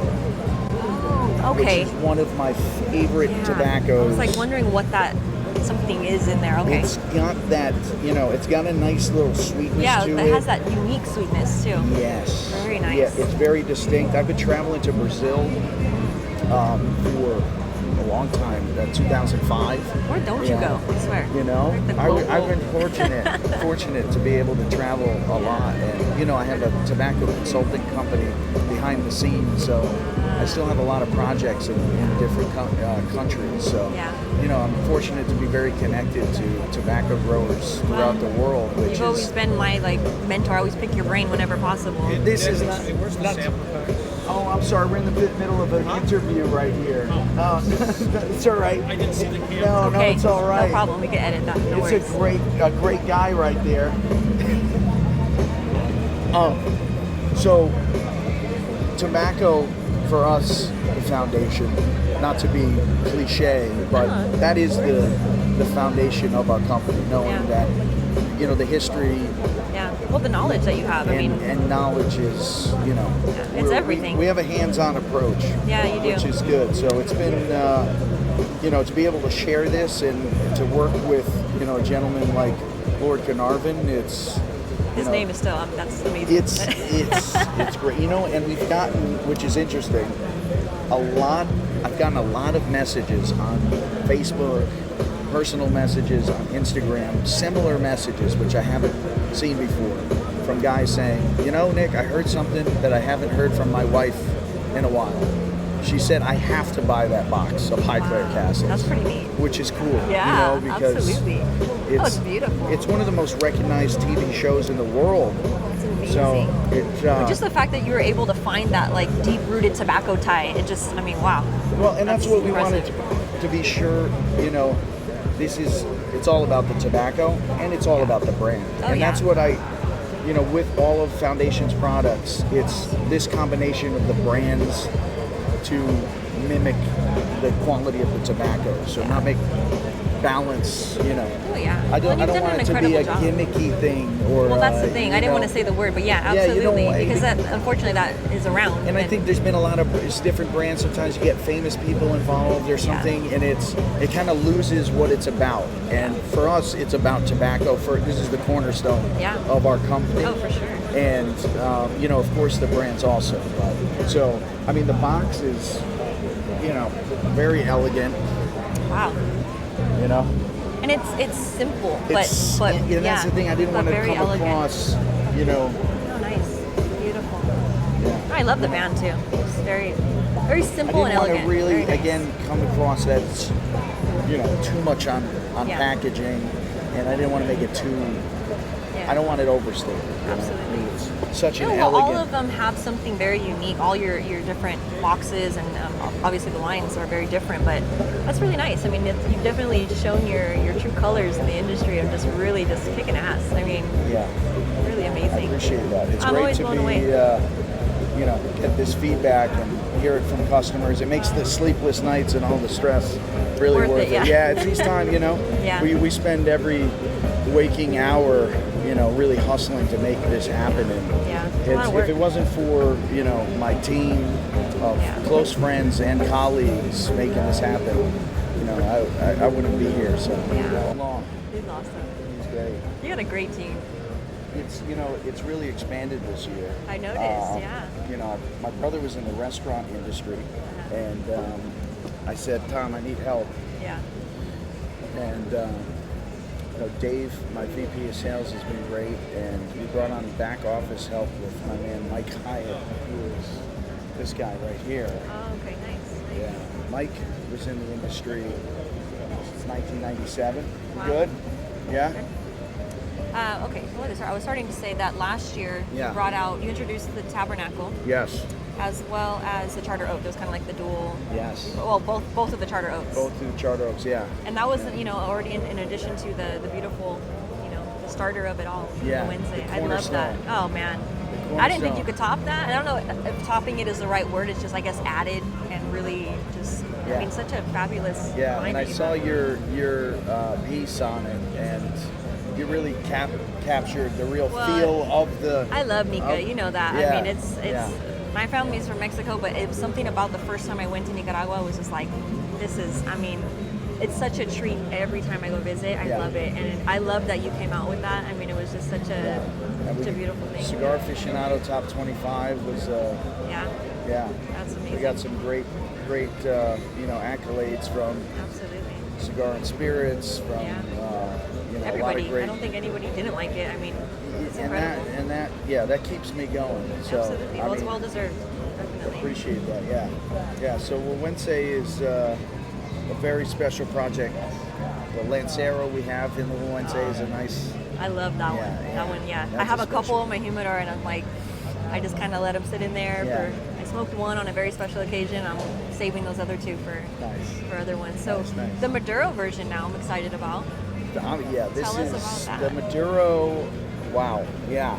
I got to tell you, when I first smoked it after it had some aging time, I was with a friend, and we both lit them up, and we sort of stared at each other, but no words were, and then we didn't exchange any words, and it was. I'm so happy with it. I mean, of course, with all the blends, but it's very unique, very different than Tabernacle or any of the brands, but San Andreas, Mexico. I'm From telling your you, tierra. I swore that you made it for me. I was throwing that out there. I was trying to create that rumor. So Mexico also, I've been very involved in with tobacco and farmers. So Mexico it's been very interesting because they sort of were doing things very differently in the fields. They would go into the fields, and a lot of farmers would prime the plant all at once. Wow. Okay? Then it would go into a fermentation pile of about 10, 12,000 pounds. Oh, wow. And then they bring the temperatures up really high. Yeah. They were kind of working, still amazing tobacco, but they were, and you want to get turnover sometimes. Farmers, there's a lot of investment money in there. So I started working with some great farmers, and I said, listen, we got to change this up a little bit and do things the right way. Yeah. So we had those farmers come to Nicaragua.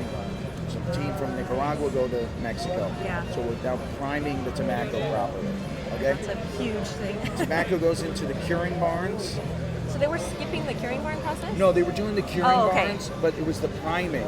Yeah. So instead it was just of like all at once. all at once, they would Wow. come in at the plant at like 55, 60, 65 days. And not when like they a thought- stock cut, just full on, like yeah, they actual. would wow. remove the leaves, but all at once. Whereas normally you want to do Yeah, a the little bit bottom at a time. 3 leaves, and then work your way up the plant every 6 days. Right. You're priming the plant. So, and then the fermentation piles were kind of the selection and sorting on texture wasn't the greatest. I can imagine. And then the fermentation temperatures, because you can cure tobacco much faster by bringing the fermentation piles up to high temperatures.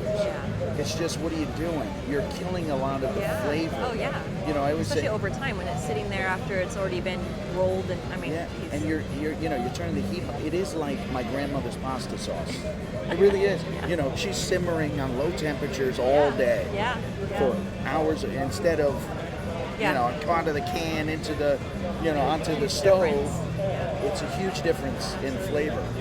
So that's what we were trying to do here. So we send the tobacco out of the curing barns to Nicaragua. Sorted in Nicaragua. Yeah. We got just much more infrastructure and there to do a good sorting. And then into fermentation piles that are smaller, 7,000 pounds, lower Like almost temperature. half. Yeah. Wow. Lower temperature, longer time, and I think you can. Oh, I'm sure. I'm excited for that one. Yeah. Man. So it's a different blend than the Wawense. I did, tweak it according to the San Andreas wrapper. Yeah. It's got the same binder, Corojo. Okay. But the filler we have some Esteli, Condega, and Jalapa fillers in. So I think you get those really cocoa dark espressos. I mean, I'm excited. the aroma of the cigar pre-light is incredible. So all soft box pressed, 25 count boxes. So How many different sizes? There's 5 different sizes. Okay. Yeah. So the Churchill, and we have the Toro Waco, which we call it, which is a character of the Wawense. It's not a traditional Toro. It's a 6x56. Okay. Okay. The Corona, Robusto, and the Bellicoso. Nice. Okay. Very nice. Yeah. So, and then we did a yin and yang. So to differentiate it, we then flipped to the wise man. Oh. Yeah. I didn't even catch that. I like confusing people. I was just looking at the The artwork, obviously, the band is a different color, So- but I didn't realize that. So if you, on the original Wednesday, you have the inverse. Yeah. So we just inversed it. I see. Also. Clever. So, yeah. So Yeah, I I, totally you know, get I that. wanted to really switch it up and make it its, you know, its own line also. And I wanted to also be sure we maintain the trademarking properly Yeah, too. of course. Yeah. So yeah, I'm really excited about this one. So. I'm excited about it for you because that's right up my alley. I like September that. 1st. Okay. Yeah, both. Price point is similar to same, the original? Yeah, same as the Nice. Wednesday. So, and also High Claire is going to be September 1st also. Okay. Yeah. And that one, how many sizes is the High Claire? So we have 5 sizes. Okay. Petite Corona. We have the Corona, Robusto, Toro, and Churchill. So very, very traditional. And can we expect a special like Lancero in that one? Maybe That's is in that the, like that's in the works. Maybe? Yeah, yeah. Just guessing, you know. Definitely. Very yeah, nice. Lancero is. I'm working on some. Some interesting Putting you on the graphics. spot here. Alex did some amazing artwork for the wow. card and the. That's incredible. Yeah.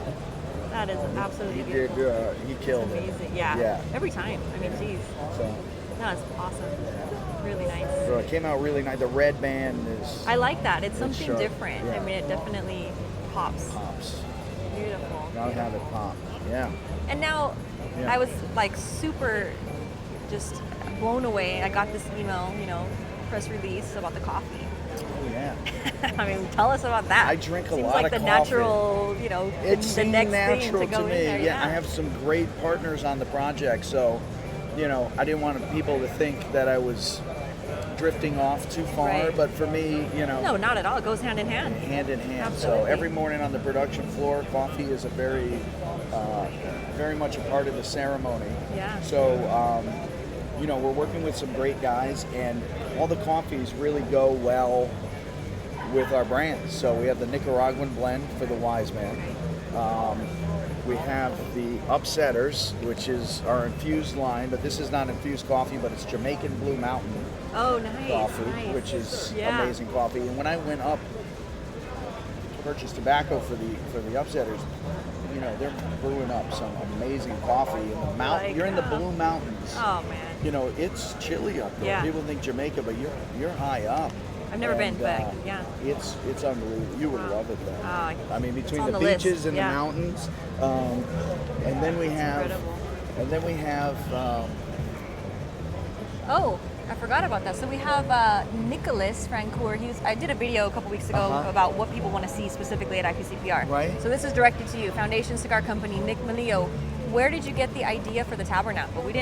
We touched on it briefly, but we didn't really get into, not to cut you off with the coffee, Yeah, but no, just no, so I not at don't all. forget to address that Yeah, no, question that was for you. Definitely. So the tabernacle cigars have always been a very special ceremony for me. Yeah, it started with smoking with my brother and my grandfather. So I used to treat my humidor as my tabernacle. You know, it was something sacred to me. And the history of tobacco is always something that was a sacrament and ceremony. And I think, you know, people realize it or not, we're still partaking in this ceremony of cutting and lighting. And so, you know, the tabernacle originally was the holding place of the Ark of the Covenant. And the Ark of the Covenant, I've really much been into the history. So Abyssinia, Ethiopia, which many people don't know much, but we know a lot about Ethiopia's starvation, and this happened after 1974, which the communists took over and really caused a lot of problems in the country. Before 1974, you have a reign of kings and queens that go back 3,000 years to the time of Solomon and Sheba. Okay? That was the cool part when I was reading the history, but I'm glad to hear you actually tell it in person because I'm not as familiar with it. If so. you look it up, you know, Yeah. like even Wikipedia, look up Ethiopia, you're like, what? I mean, nobody really ever realized This caught the attention of my dad. You know, he was at my house and he's like, "What is that?" And you know, my dad reads about. He's a history buff, and he's like, he was so drawn to this one. So, anyways, So deep within the culture of Ethiopia, it's one of the oldest Christian kingdoms in the world. They claim to possess the Ark of the Covenant. So This is the last king of Ethiopia, Haile Selassie. Nice. I could never pronounce the name correctly. Haile Selassie. He was born with the name Rastafari. No way. Oh, geez. That's like an immediate tie. Wow. This is where this all comes from. That's incredible. So I thought I've always been into the history, and you know, I thought it was the imagery. This was his crowning as king in 1930, and many people, you know, older generations, if you say the name Haile Selassie, they know him right away. Really? Because I imagine, he was a very close friend of JFK. When JFK passed, Jackie Kennedy chose 4 heads of state to stand at the head of his casket, and Haile Selassie was one of them. Oh, so wow. there used to be parades when he used to come here into the States. So that's incredible. You know, this history I'm so was blown sort away of with your history lost. knowledge. Yeah. Amazing. So Wow. you know, Wow. for me, I used to live in Rome also. And I used to work with a lot of Ethiopians. There's this old connection there. So I got some amazing news 2 weeks ago. One of the family members of His Majesty Haile Selassie was in California, bought a box of tabernacles, brought them back to Ethiopia, was sitting with another gentleman, and said, I got this box. He said, oh, that's a friend of mine, Nicholas Medulla. We're IG friends for like 3 years because he smoked cigars in Ethiopia, and then they called me and to do a special cigar for his birthday. So we're doing a special 250 cigars for the royal family for his 125th birthday on the 23rd of this month. So it was really, it was an honor. So cool. Yeah, it was very cool. Big cigar smoking community in the capital of Ethiopia. So yeah. Wow. Yeah, people sort of look at me sometimes and they're like, where do you get this stuff? No, it's amazing. I'd love to read like the full, and you do such a great job on your website because you really give a lot of information, which is kind of rare. Not everybody does that. Yeah. In fact, most people don't. So it's really nice to be able to get that history, and not only just the knowledge of the tobacco itself, but really the tie into like why you named it and the artwork, and it all comes together so nicely. Yeah, there's a lot of depth, and you can take the brands and the company, you know, as far, you know, to many different levels. You know, some guys, they don't want to know anything. Well, the tobacco is there. So, you know, you can really get into the brands, which is cool. So jumping from one back to let's talk about the coffee. So this is an interesting tie because Ethiopia is the origins of all coffee. Okay, there's the story of the laughing goats. There was a priest who was a goat herder, and they were eating this strange berry bush, and they would start acting a bit, erratic after eating, and they would start laughing. You would call them the laughing goats. And that's how coffee was really first discovered. So when you drink coffee in Ethiopia, it's literally a ceremony. It usually comes out with frankincense and myrrh because originally the priest would drink it to stay up at night to pray. Okay? So anytime you go to an Ethiopian restaurant, usually it's accompanied with frankincense and myrrh. So so we did a nice Ethiopian blend, and then we did an all-in-one, which is a blend of all three. So I worked with the guys, and we came up with a nice blend of all three of them. And now, is the coffee? How is that? How do people get that? So right now, it's going to be through retail shops. So definitely ask your local retailer, and then eventually we're going to have it available online. Okay. And it's all small batch roasted. Okay. Because I'm not a coffee expert, but what happens with coffee when you grind it, it starts to break down. Oxygen starts to, so it's best freshly roasted and grounded. So you're working really hard to provide it as fresh as possible. So when the orders come through, then we roast, and then it's shipped out. So you're going to get some really, really fresh coffee. Well, I'm excited to try one of your coffees now because it's about that time. We gotta get I saw that, so I'm gonna help myself to that. All day. I was excited for that. Very cool. Please do. And then I have to obviously, comment on this beautiful piece that John was telling me he had this made for you. He had it. This was a gift. I didn't see this thing. To look at the detail on that is. I hope I don't mess up his name, but it was I'm gonna have to have John I know, pronounce his name, and yeah. I feel bad, but It's beautiful. he crushed it. Yeah, oh yeah. He absolutely crushed I mean, it. there's so much detail on it. Absolutely beautiful. Yeah, unbelievable. Yeah. Well, Nick, it's an honor It's as always. always great seeing you. No, you're seriously, Yeah. like, all bullshit aside, you're like the person I look up to most in the industry. I remember when I first got started and you gave me the time of day, you literally gave me that first stick and it was amazing, and you've been great ever since. So it's always good to see people you like doing exceptionally well. Same here. I'm a big fan, and you're really with a lot of class and very elegant, and you're knowledgeable and keep. It's always growing. You gotta. If you're not anything not growing is dead. You gotta always be learning. So definitely. Well, you know, I follow your example. Since we met, I've been watching you guys, and your videos are fantastic.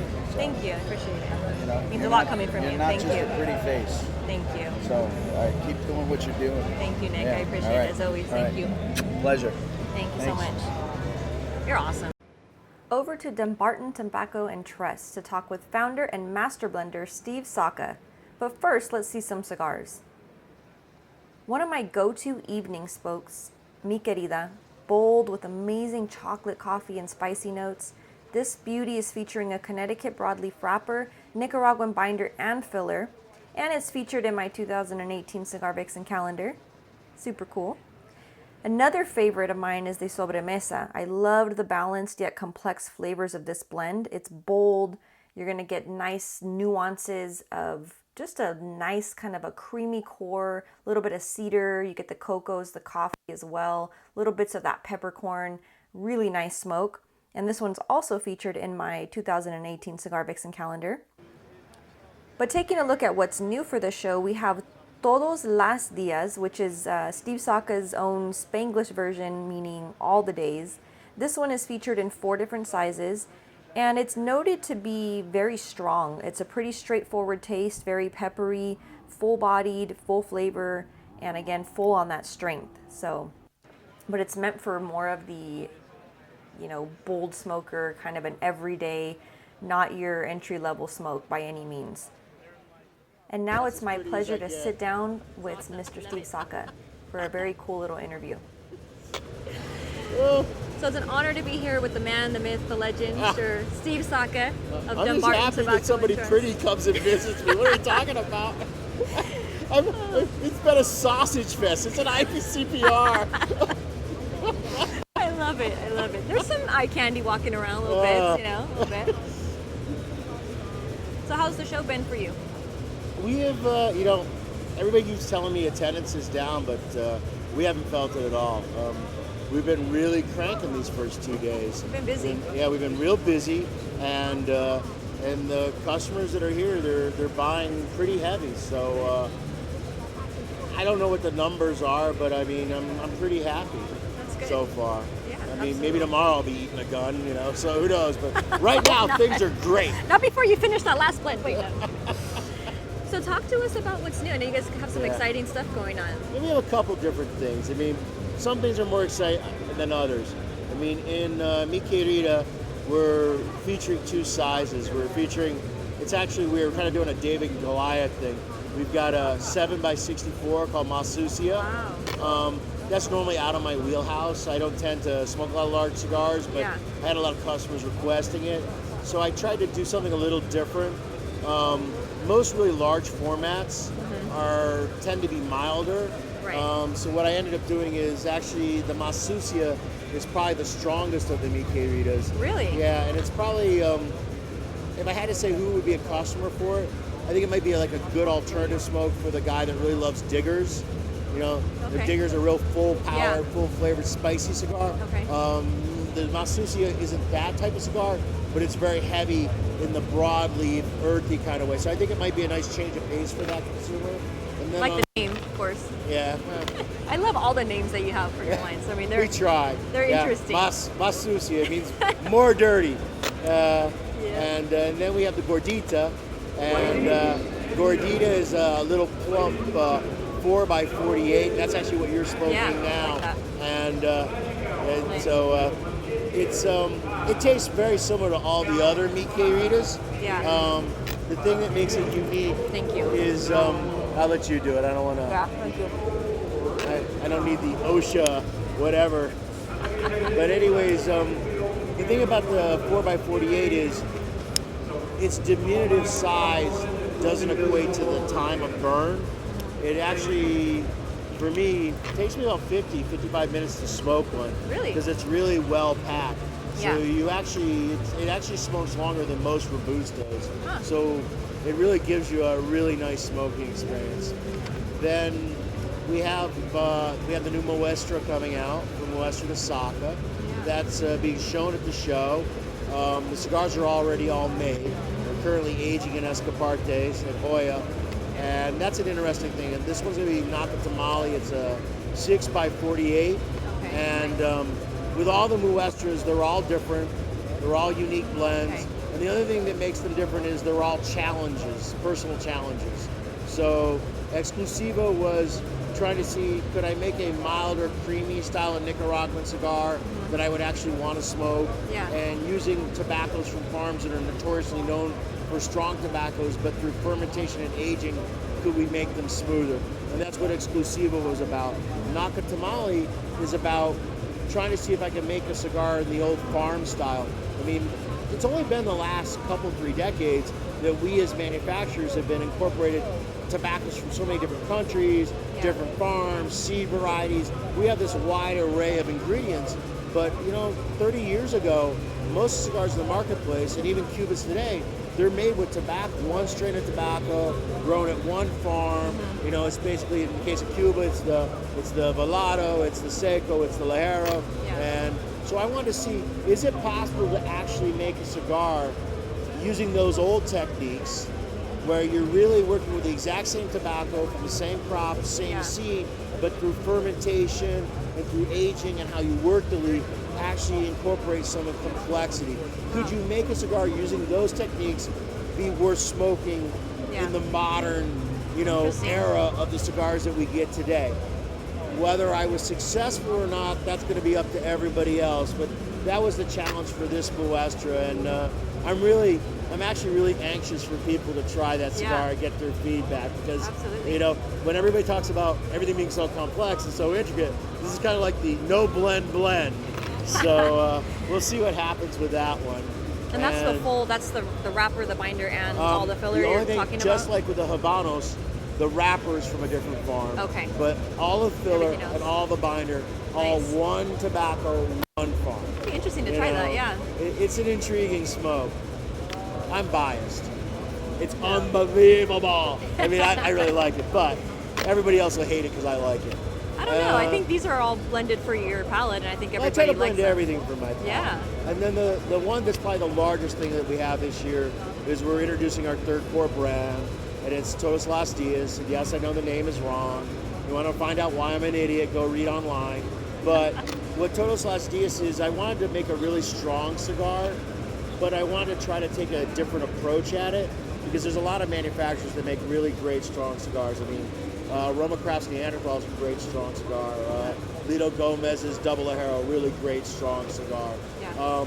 I want to see, this strong cigar is one that, most strong cigars, when you first light them, they're very strong. You get a lot of black pepper, so they kind of hit, and then they kind of mellow out, and then when you get to the tail end, they pick back up. Todos Los Dias doesn't do that at all. Todos Los Dias actually starts as a rather smooth cigar, kind of more medium in body, and it just slowly builds.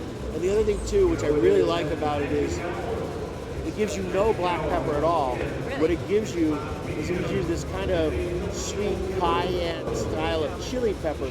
So instead of it hitting the tip of your tongue with a real biting sharpness, it actually starts to just slowly warm the side of your tongue. You'll actually feel it on the sides, and as you smoke it down, it'll then start to coat the back of your tongue.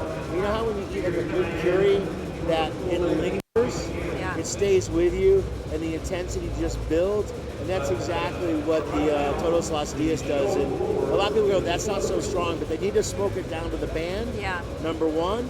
And if they don't believe me that by the band it's going to get strong, after you get about an inch into it, give it a retrohale, and then you'll realize, wow, this is a lot stronger than I realized. Now, whether consumers are going to like it or they're going to hate it, I don't know, because it is a very, very different approach given what most people perceive as a great, strong cigar. Yeah. But, you know, I want to try to make something a little different. There's a lot of great cigars in the marketplace. Absolutely. So I want to try to give them a different smoking experience. Hopefully there'll be one guy in the country that'll like it and I won't go out of business. We'll see what happens. Where is that one being made? That one's actually being made at Hoya. Okay, nice, Yeah. nice. Yeah, well, I mean, you know, kind of have a hard time making it at Noxa when Hoya is the company is known for making Nicaraguan puros. Yeah. It'd be kind of like, really? Yeah. You know? And that one comes in these 10 count boxes. Oh, beautiful. Like this. I like the 10 count. That's nice. Yeah, you know, the bad part about the 10 count is it increased the cost to the consumer on a per cigar basis. But then again, it also makes it where, you know, you can walk out the door with a whole box for less than half the price, which makes it more credit card statement friendly with the wife. True. You know, if this cigar was in a 25 count box, it would be a $300 purchase. Yeah. In a 10 count box, you know, it ends up being, you know, 120, 130. So it makes it a much easier walk away. Now, just one thing, I don't know how much of it you want to share, but what is it? I know you're very involved because I've been down there, I've seen you at the factories, you know, quite often. How involved in the how involved in the overall process? Like, how much of it are you doing? Like, are you when you create a blend, you obviously let it sit for a little bit and you come back and try it? I mean, tell us about that. Everybody has their own techniques, and I have over the years. I don't take the let's make a bunch of blends and then just taste them and see what they are and then go from there. My approach is very individual ingredient. I like to smoke every single tobacco by itself. I roll these really crude chair roots that I call tobacciatos, and I just smoke dozens and hundreds, and I kind of can sort out what tobaccos I'm interested in, and then ultimately I can sit down with a pen and paper and kind of come up with 4 or 5 core blends, and then I only try those 4 or 5 core blends, and then from there, and all those 4 or 5 core blends have a definite direction in them. Okay, so they're not like so similar. They're taking the tobaccos that I identified as being ones that I think are going to be the way to go, but with different approaches to them. And then of those cores, I then can get into the tweaking position. I find it to be a very streamlined approach. It isn't as sexy sometimes as the people that say, well, we made 800 blends and we've been doing this for 2 years and boom, boom, boom. Honestly, when people say that to me, I kind of feel like they're just getting lucky. Yeah. You know what I mean? Yeah. I mean, if you throw enough darts at the wall, Exactly. eventually you're going to get something that tastes good. Right. So I kind of approach it more with like almost an engineering mindset. Yeah. And I have found over the last 20 years to be that to be the best approach. And you really ought to ask Juan about it because I mean, the first time I did it with them, they were like, wow. You know. And the other thing too is, I don't ever let anyone else get involved in the blending process. Yeah. I don't solicit other people's opinions. The reason why is twofold. A, I don't care, and B, because they're right. Yeah. Because when you make a cigar, everybody has their own personal likes and dislikes. So if you start listening to other people's opinions, ultimately I could make a blend, share it with you, share it with you, share it with you, and everybody would have an opinion and everybody would be right because it's such a personal assessment. Right. And what I think that ends up ultimately homogenizing the product. So I make everything specifically from my point of view. I'm happy with it. And then what I ultimately hope is that other people will like the types of cigars that I like, that I blend, and they'll identify with my products, and then they'll have a unique kind of voice to them. The same reason what makes people like this particular artist, or this particular musician, or this particular chef. I find anything done by committee ultimately ends up giving you something that's good, but it never gives you something that's great. And there's so many good cigars in the marketplace. Right. Being good doesn't do it. What you need something that somebody says, wow, I absolutely love that. Yeah. But you only need one guy out of 100 to love it for Yeah. you to have a really crazy, successful brand. So that's kind of the way I approach it. And the other thing too is, over time, you learn what things work well together. Right. I love peanut butter, I love lobster, I don't want peanut butter on my lobster, And you also, the other thing that a lot of people don't take into consideration when they're coming up with these blends is they're always focused on the taste and the aroma, but the taste and the aroma are only achievable if the materials play well with one another. Right. So you have to be very cognizant of the structure of the leaf, the vein structure of it, the texture of the leaf, and working with leaves where the burn is going to help the other leaf beside it burn correctly. Wow. Because ultimately, how a cigar combusts is going to have a tremendous impact on the flavor. Because when you get a cigar that cones or tunnels or burns, canoes really uneven, the flavor is always wrong because you're not smoking all of the blend simultaneously, consistently. Makes sense, yeah. You need those tobaccos. It doesn't have to be picture perfect, but it has to be where you are getting all the ingredients simultaneously. And you don't want them to be combusting too hot. You don't want them to be combusting too cool. And I think for a lot of people, it's easy for people to say, I like the taste of this, but most people don't have the hands-on experience to know that, okay, this texture in my fingers is going to play well with this texture. You know what I mean? And it's not enough to make some samples and it burns well 8 weeks later. You got to think about, well, how's this going to work 16 weeks from now? How's this going to work 50 weeks from now? How's this going to work when I go to buy the next crop? Is this particular tobacco, is it a standard? When they judge dogs at dog show, I see this dog and it's gorgeous, but it's a dead dog as far as they're concerned because it doesn't meet the standard of what your typical poodle is going to be. So you also have to be cognizant of what the standard is because you want to be certain that when it comes time for you to purchase the next crop, that you're not going to have been working with a tobacco that was so unique that you're not going to be able to maintain that consistency. And these are things that everybody can learn to do, but it just requires a tremendous amount of time in the factory. And patience. Looking at tobacco, experience, and, so I don't know. It isn't rocket science, but it is something that definitely requires experience. There's no doubt about that. Well, you definitely have it, and I mean, it's always nice to hear you speaking about tobacco because I learn a lot from you, so I'm a huge fan. Yeah, honestly, I really enjoy your Not cigars. bad for a white guy, huh? Not bad at all. You wouldn't know it because all your stuff is very, again, the names are just amazing. I love all the meanings behind it, so. No, but you really are a wealth of knowledge. It's nice that you're open about it and that you share that with people. The thing is, when I began, I knew nothing. So the way you learn is by asking questions. Yeah. And everyone's willing to share information with you. And the thing about it is, there's no textbook. Yeah. Everybody has different techniques, different approaches, different opinions. So and part of the problem in our business is everybody likes to pretend that they know more than they really know. So then they're afraid to ask the question because when you ask the question, it's admitting that you don't know it. Right. But ultimately, I'm never going to know as much as somebody who spends every day of their life in a field, every day of their life at a curing mark, every day of their life working in pre-industry, every day at the bench. So ultimately, as I get older, and I think everybody realizes this at some point, you realize you know less and less and less and less and how much there is to know. So I'm always very open to asking questions and, and saying, well, why? What is this? Boom, boom, boom. And I've always been that way, and I'm just, there's far more that I don't know than I do know. I find that hard to believe, but take your word but it for is the case. It's just, it's the way it is, and I end up getting the benefit of other people's experience because I'm not afraid to ask. Yeah. And it makes a real difference. But most people are just afraid to ask because even when I do tours in Nicaragua,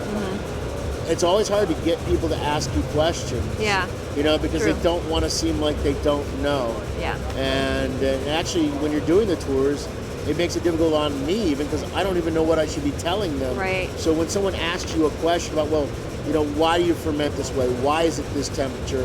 What is the, even basic simple things, what's the proper absolute moisture content to prep leaf fat before it goes to the table? Yeah. That's something that anyone that really makes cigars should absolutely know off the top of their head. Yeah. It's about 15%, 15 to 15.5%. The truth is most people that are in the business that are experts can't even tell you the most basic thing because they would never even ask the question. It's not like I was born knowing that the absolute moisture content is 15%. Yeah. You know what I mean? No, I learned that from talking to people. Yeah. And over time, eventually what ends up happening is you handle enough tobacco, you're not actually checking it with a psychrometer. You know in your hands, this is at 14, this is at 16, this is too wet, this is too dry. So you just learn through asking and experience, and it's what makes this whole thing so interesting. There's so many little things and nooks and crannies of information. Absolutely. And that's the thing for me that's the worst about all the FDA nonsense is that it's going to stifle it's already stifling creativity. It is, yeah. And if we continue on the path that we're on, it's going to make it a much grayer landscape.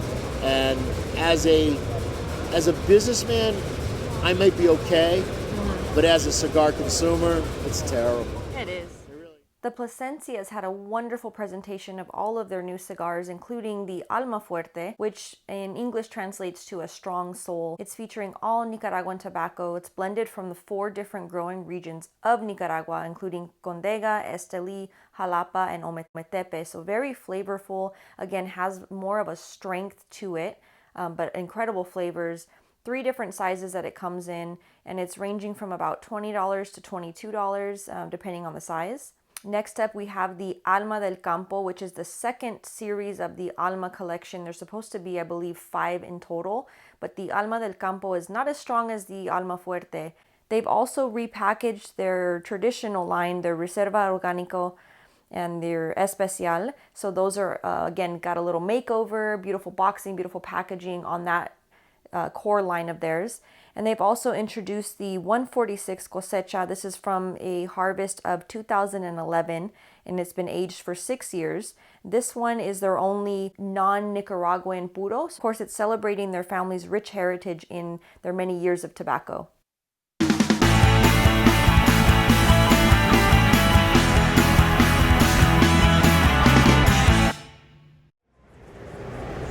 So I'm sitting here this morning with the beautiful Miss Nirka Reyes of De Los Reyes Cigars, and we're in your library. No, I love your booth this year. Very creative. You guys always do a great job, but especially this year, it really stood out. So thank you. We wanted to bring a little bit the concept of the factory. We have the little traditional houses in the factory that divide different departments, and the library is because we want to portray what the short sales are all about. 10 different books that each and one of them carry a different story about tobacco. Beautiful. Can you expand a little bit more for anyone who is not as familiar with the story behind Saga Cigars? Can you go into like the different blends that you have, and as you mentioned, like the different stories? Oh yes, of course. The Saga was one of my first babies working at De Los Reyes Cigars, and the intention with it was that, in my belief, each cigar tells a story, and that's what we wanted to tell, a saga, which is something that comes in a traditional way and becomes sort of a legend. That's how we created the name Saga. The first line that we launched is the Saga Golden Age, which is a Dominican puro. Every single tobacco that it carries, it's from my family fields. Beautiful. And the most important thing about it, and it's the reason why the ring here is like die cut, it's because we wanted to look the tobacco. I don't know if you know, but every single tobacco that we carry today, it's product of the hybrid program that the Cubans developed after the revolution. My family, it's been 6 generations on the industry, and when the Cubans had problem with tobacco, they called my family. So as a gift, they gave us the original Piloto Cubano seed, and it took my uncle Leo 15 years to grow it successfully, and it is the main and principal character of that cigar. Then I didn't know that. Yeah. Wow, that's wonderful. Then we have the blend number 7, which is sort of our love for the Cuban seeds all over the world. It has an Habano Brazil wrapper. It has in the fillers, the secos are from Jalapa and Jamastran, so Nicaragua and Honduras. And the binder and the ligeros in the fillers are from Dominican Republic, which is a very full blend. It's a very flavorful blend. Yeah, I smoked that one a lot. I like that one. I know you like that one. And then last but not least are the short sales. It is a line that is especially close to my heart because I've been loving books since I'm about 4 years old. I'm a bookworm, as people say. I love it. And it allows me to put my 2 loves together, which is knowledge, a little bit, and cigars. And each and one of these books carry different cigars. Each one has a different blend, a different size, and a different stories. You'll have some of them that are Tales of the Land, which is one that is on the table right now. It's Tales of the Land Cotuí, and it talks about a specific area where we grow tobacco. And then we have the more poetic ones that are of the craftsmanship, like the Leaf Love Lab, which is the 3rd, 4th, 5th volume. The first one, it's about a particular type of tobacco, which is the high primings, which is the coronas of the leaves. It's a very powerful cigar. And each and one of them have a story. That's amazing. Right now, I believe that people who are truly passionate about the industry are always looking for knowledge and special Absolutely. to know about. So this is a way to have the best of both worlds. Wow. And you know, going off of, well, seeing you on social media, you're all over. You travel, you know, quite often. But I do notice that you do spend a lot of time, you know, back at home in the fields and at the factory itself. So how involved are you in the overall, you know, process? I know alongside with your family, of course, but you have a very big part of that. Well, out of my family, I'm the only one remaining working at the Los Reyes Cigars, so it is fully my responsibility. I get my hands in everything. No pressure at all, huh? No. Actually, no, because I say that I have fun. I have the most fantastic team. The factory's it opened 22 years ago, and we have rollers that have been so long with us. So it is family. It is beautiful, and I do go to the fields every year, periodically. I get my hands into the blending process. I like to smoke a lot in pure grade to know the new varieties that are out there and to see if someone in particular stands out that I want to put on a cigar. I work with the design. We do everything basically in-house. That's amazing. Just for you know, a special story about the Golden Age band. No one could do it. My managers and I stayed long hours cutting them ourselves because that's the way we wanted it at the beginning. And then we found someone who could do it. But at the beginning, that's how committed and how we are all very involved in every single process of our cigars. That's incredible. Well, it really does show through on the finished product. It's a wonderful, wonderful cigar that you guys have, all of them. And also, you know, of course, I'm going to plug your restaurant because I had the opportunity when I was there for Pro Cigar hanging out to come visit. And what an amazing place you guys have. I mean, just the fact that it's cigar friendly, you can get an amazing, I mean, I had the tomahawk. I know. My gosh. Legendary tomahawk. No, I'm embarrassed to admit that, but it was incredible. And the wine selection and just the overall ambiance was incredible. So I really enjoyed that. Thank you. My father loves many things, but he summed up in that restaurant 3 of them and then a 4th one. He put together the drinks, the food, and the cigars. And it is the only restaurant that it is fully intended for cigar smokers. As you saw, there was just a tiny place, you know, keep it a family environment as well. Right. But it is all devoted to cigars. And the 4th one is that my dad studied architecture. So the ambience. So that was I went with him personally. He picked the chairs, everything. It's incredible. So beautiful. I can't wait to go back and visit. So. And it's a catchy place in Santiago because all the manufacturers of Pro Cigar love it. So people like aficionados just go to see who they find. Of course, absolutely. Well, wonderful. Well, any changing plans? I mean, that's one of the questions that one of my viewers had was, you know, with all the obstacles and the challenges that the U.S. is throwing at us, how somebody like yourself and your family, how do you guys keep, you know, evolving and handling those changes? Well, first of all, as a family, we're very committed to keep going against all odds, basically. But we've also find resources. We approach the government, even the president itself, to help us out fighting the regulations. The Office of Tourism and the Ministry of Commerce all have been very helpful to fight it. They have personally reached the administration here in the United States to fight it. And we also do it for Europe because the United States is not the only place that has regulations right now. So we're fighting them all. And we've personally been in meetings with the relationship affair. I don't know how to translate it. International affairs. There you go. Okay. We've wrote letters with them. We've been following up. The free zones have helped us out a lot. Yeah. We have a room in our factory just devoted to the FDA because we hope for the best and we're fighting for the best. But we're also preparing for the worst because, as I said, we're very committed to continue no matter what happens. We're also developing other markets, and some people say it, but it's not because we're going to go elsewhere. It's just that we want to have a reach everywhere, and and we're fighting for it. Believe us, we have even a budget that is an FDA budget in our factory to fight and to promote.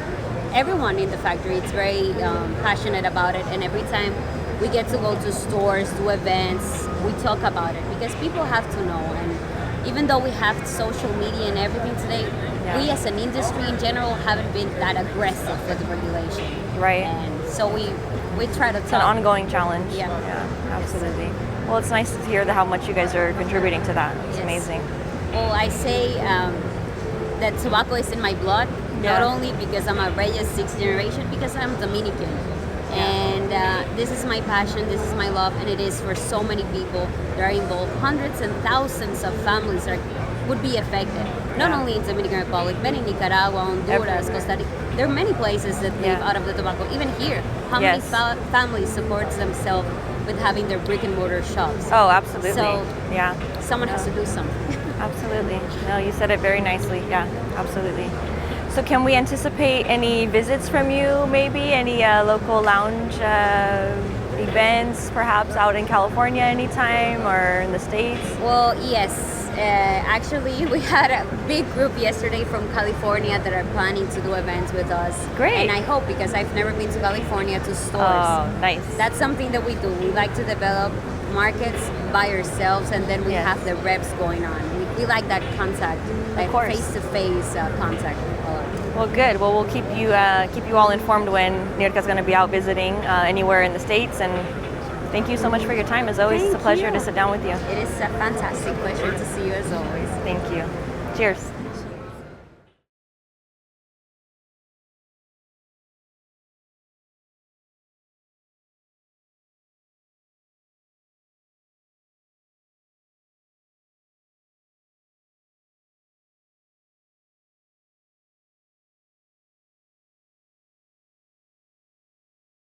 Momentos memorables de mi vida. Beautiful. So it's basically his memoirs.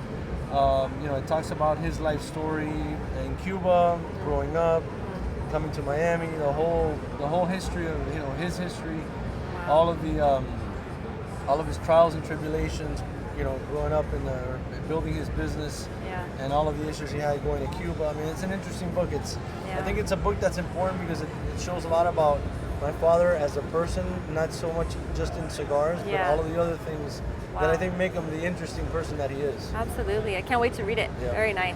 Beautiful. So all the proceeds of the book will go, 100% of the proceeds are going to go for our family foundation. Oh, wow. The Padron Family Foundation. Very nice. So Very nice. the idea is to, we're building a school in Nicaragua, an elementary school, kindergarten through 6th grade, and we hope to have that done, within the next year. Nice. So hopefully the school will be up and running by 2018. In Esteli? In Esteli, yeah. Very nice. And so does it come in the there's wooden two or versions. This is a commemorative one. It's going to be signed by my father in a wooden box and leather bound. And then there's the other one, which is a hardcover. Very nice. Wonderful. Thank you. All right. Looking forward to reading that. A new size for Padron was the 60 ring gauge in the 1926 series, both in natural and Maduro. On the FDA, and since you're really the face for the industry with the FDA, I think a lot of people associate you because they know that how much you're in Washington and how much you're doing, but can you give people kind of just a quick update? Sure. The first thing is the legislative pathway. So we have a bill pending, but luckily we got a language into the agricultural appropriation bill just yesterday. Nice. So now we've got to get it through the House and into the Senate side. We have quite a few obstacles on the Senate side, big tobacco especially. Yeah. Some of the senators who are anti-tobacco, like Blumenthal and Merkley, we've been working with their offices to show them that premium cigars is a cottage industry. Right. It's very distinct and different. You don't have youth access issues. Yeah. So we're hopeful, but that's going to be a challenge. A lot of politics at play, as you know. It's hard for Washington to pass anything. For an industry as a whole, especially for the consumers, Rocky does so much behind the scenes work. He spends a lot of time up in Washington fighting for our cigar rights. To explain to them why the And new in the Rocky Patel lineup was the Vintage Series 2006 with an 11-year aged beautiful San Andres wrapper. We also have the Hamlet 25th year featuring a very flavorful cedary Ecuadorian Habano wrapper, Pennsylvania broadleaf binder, and Nicaraguan and Honduran fillers, made in Nicaragua.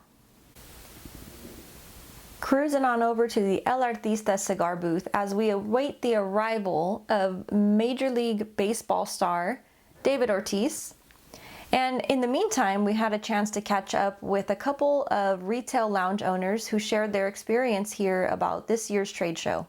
Hi, I'm David Wells. I'm general manager of Cigar, which is in Evansville, Indiana.